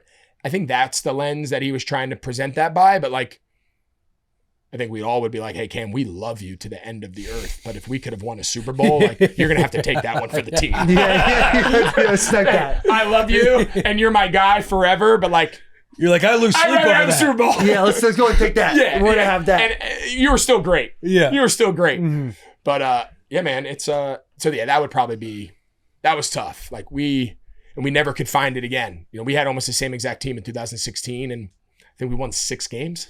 Yeah. Yeah. You hear about guys that are young that make the playoffs early and they kind of like lose in the divisional round or lose in the championship round. And older guys are like, well, just so you know, it doesn't always go like doubt. this. And you never know until you know. Because we in 19, we went to the AFC Championship. Yeah. And we had essentially the same you guys team were in 2020. loaded. Hey, his rides here. I know you love Yeah, I'm yeah, good. yeah. Finish. You're good. I do love No, that. you're good. I'm good. You're Give a good. round of applause for Greg Olsen. I sit here all day with you guys. Fun times. Taylor, it feels like on maybe 70% of pods, like 2019, Buddy, that AFC that championship. was- we were up, that was my year. That was our 2015. Like, You got to bring it up as much as you can. we were hang up 10 on. points on the Chiefs. 80% of the time, Willis wants to bring up his pick 6 in the Capital One game against Georgia, putting his team up 13-7. You know what my favorite? Are we still rolling? Yep. Can we just address the elephant in the room? Yeah. Me and you have talked about this, but I don't know if we've talked about this on the open forum. You know, like when you hear a story about your former self and you look back and you're like, don't love it, like not proud of it, probably in the moment, didn't react. What is this? This must be our. Oh, you just it don. was right Oh, tackle eligible. Did you score? Did I? I got tackled on the 1 in that stadium one year. We came to play you guys. You've told this story. We're playing each other. You're with Washington, and you knock a ball away from me. Yeah. You just had like a little sticky, hook over like the a little middle. sticky Yeah. or whatever, and Broke you on come it, through, massive broke on PBU. it, and you gave like the typical, like it was a 4-yard knockdown on first and 10. I webbed him like Spider-Man. He gave me webs. He gave me like full on. He was cutthroat. I mean, it was like every celebration a defender's ever done. Gotta get him when you can. Gotta get him how you can. So I just remember, and it was like the first quarter. Yeah, Like, it was not like third down, game on the line. It was like the game started at 1. They ended up killing us that The game game too. started at 1. I think this completion was like at 107. Nobody was even in the stands yet. And he's webbing me, Spider-Manning me. He's got all sorts of wristbands on. I mean, he's got a lot going on. And I just remember turning around, and you've told the story. And immediately after I said it, I was like, God, I felt real like that. That felt bad. I wasn't a shit talker. Never really got into stuff with, like, my kids ask me all the time, like, Dad, did you ever talk shit? I'm like, the whole game, all I could think about was catch my breath, and when do I get to go sit back on the bench to like regroup? Like, I had no time or energy to be into like pissing matches between plays. Mhm. I was exhausted. I don't But know. not about on you this guys. day. I was the same. Not in I was this the same. moment. But it was early in the game. I was full of piss and vinegar, you Yeah. know? And I turned around and I remember, and I was something along the lines of like, Who the fuck who are the you? fuck are you? Third string? At this point, like I had some good years. Like I was pretty productive, and I was like maybe feeling myself too much. And the second I said it, he kind of looked at me with like that, like, really, dude? Like almost I say, hey, man, I'll work for this spot. And I remember, so we get off the field and we come was back like, oh, on, and we're fuck. in like a TV timeout. Yeah. And I was like, it didn't fit. I don't know why I felt, I was like a little pussy. I guess I felt, I don't know. I was being sensitive in the moment, I guess. And I walked over and I was like, hey man, like, we're good. I shouldn't have said that, but like, good play. Sorry about that. And Will was like, no, man, we're good. We're good. You know, but like, and when you told, now years ago, I hadn't thought about it. Like, I hadn't thought about it after, but when you told that story, however many years ago on here, and I heard it, I was like, like, that was fucked up. Like, I shouldn't have done that. Like, I was not proud. So I just want to address it in front of the boys, and all of you guys. Like, that's on me. I'm proud that I fixed it in the moment. I felt good about that, but like, you were busting your ass and you earned that spot, and that was not for me. that And spot. it's the shit talking moment that I've remembered. I wasn't forever. proud of it. But when you told that story, I was like, yeah, that was fucked up. That guy busted his. I was like, the amount of shit he probably overcame to be in that spot that day to play. Like, I can't take that from him. Yeah. I was like, that's a whole other 3-hour yeah, podcast. we'll catch that whole episode nother 2. podcast. But anyway, I just want to make sure we're on the record here in front of all the boys. Like, that's on me. That's big. That's on me. Dude, love having you, Yeah, man. you guys Don't make are the your tea best. We could time. have done this forever. Yeah. Appreciate you guys. Let's get a photo real quick. Yeah, Hey, Big Hunt yeah. Tank hits to subscribe. Quick photo, guys. Yeah. Oh, sit. Yeah, I'll do a little Spin. one. Yeah, there you go. 3.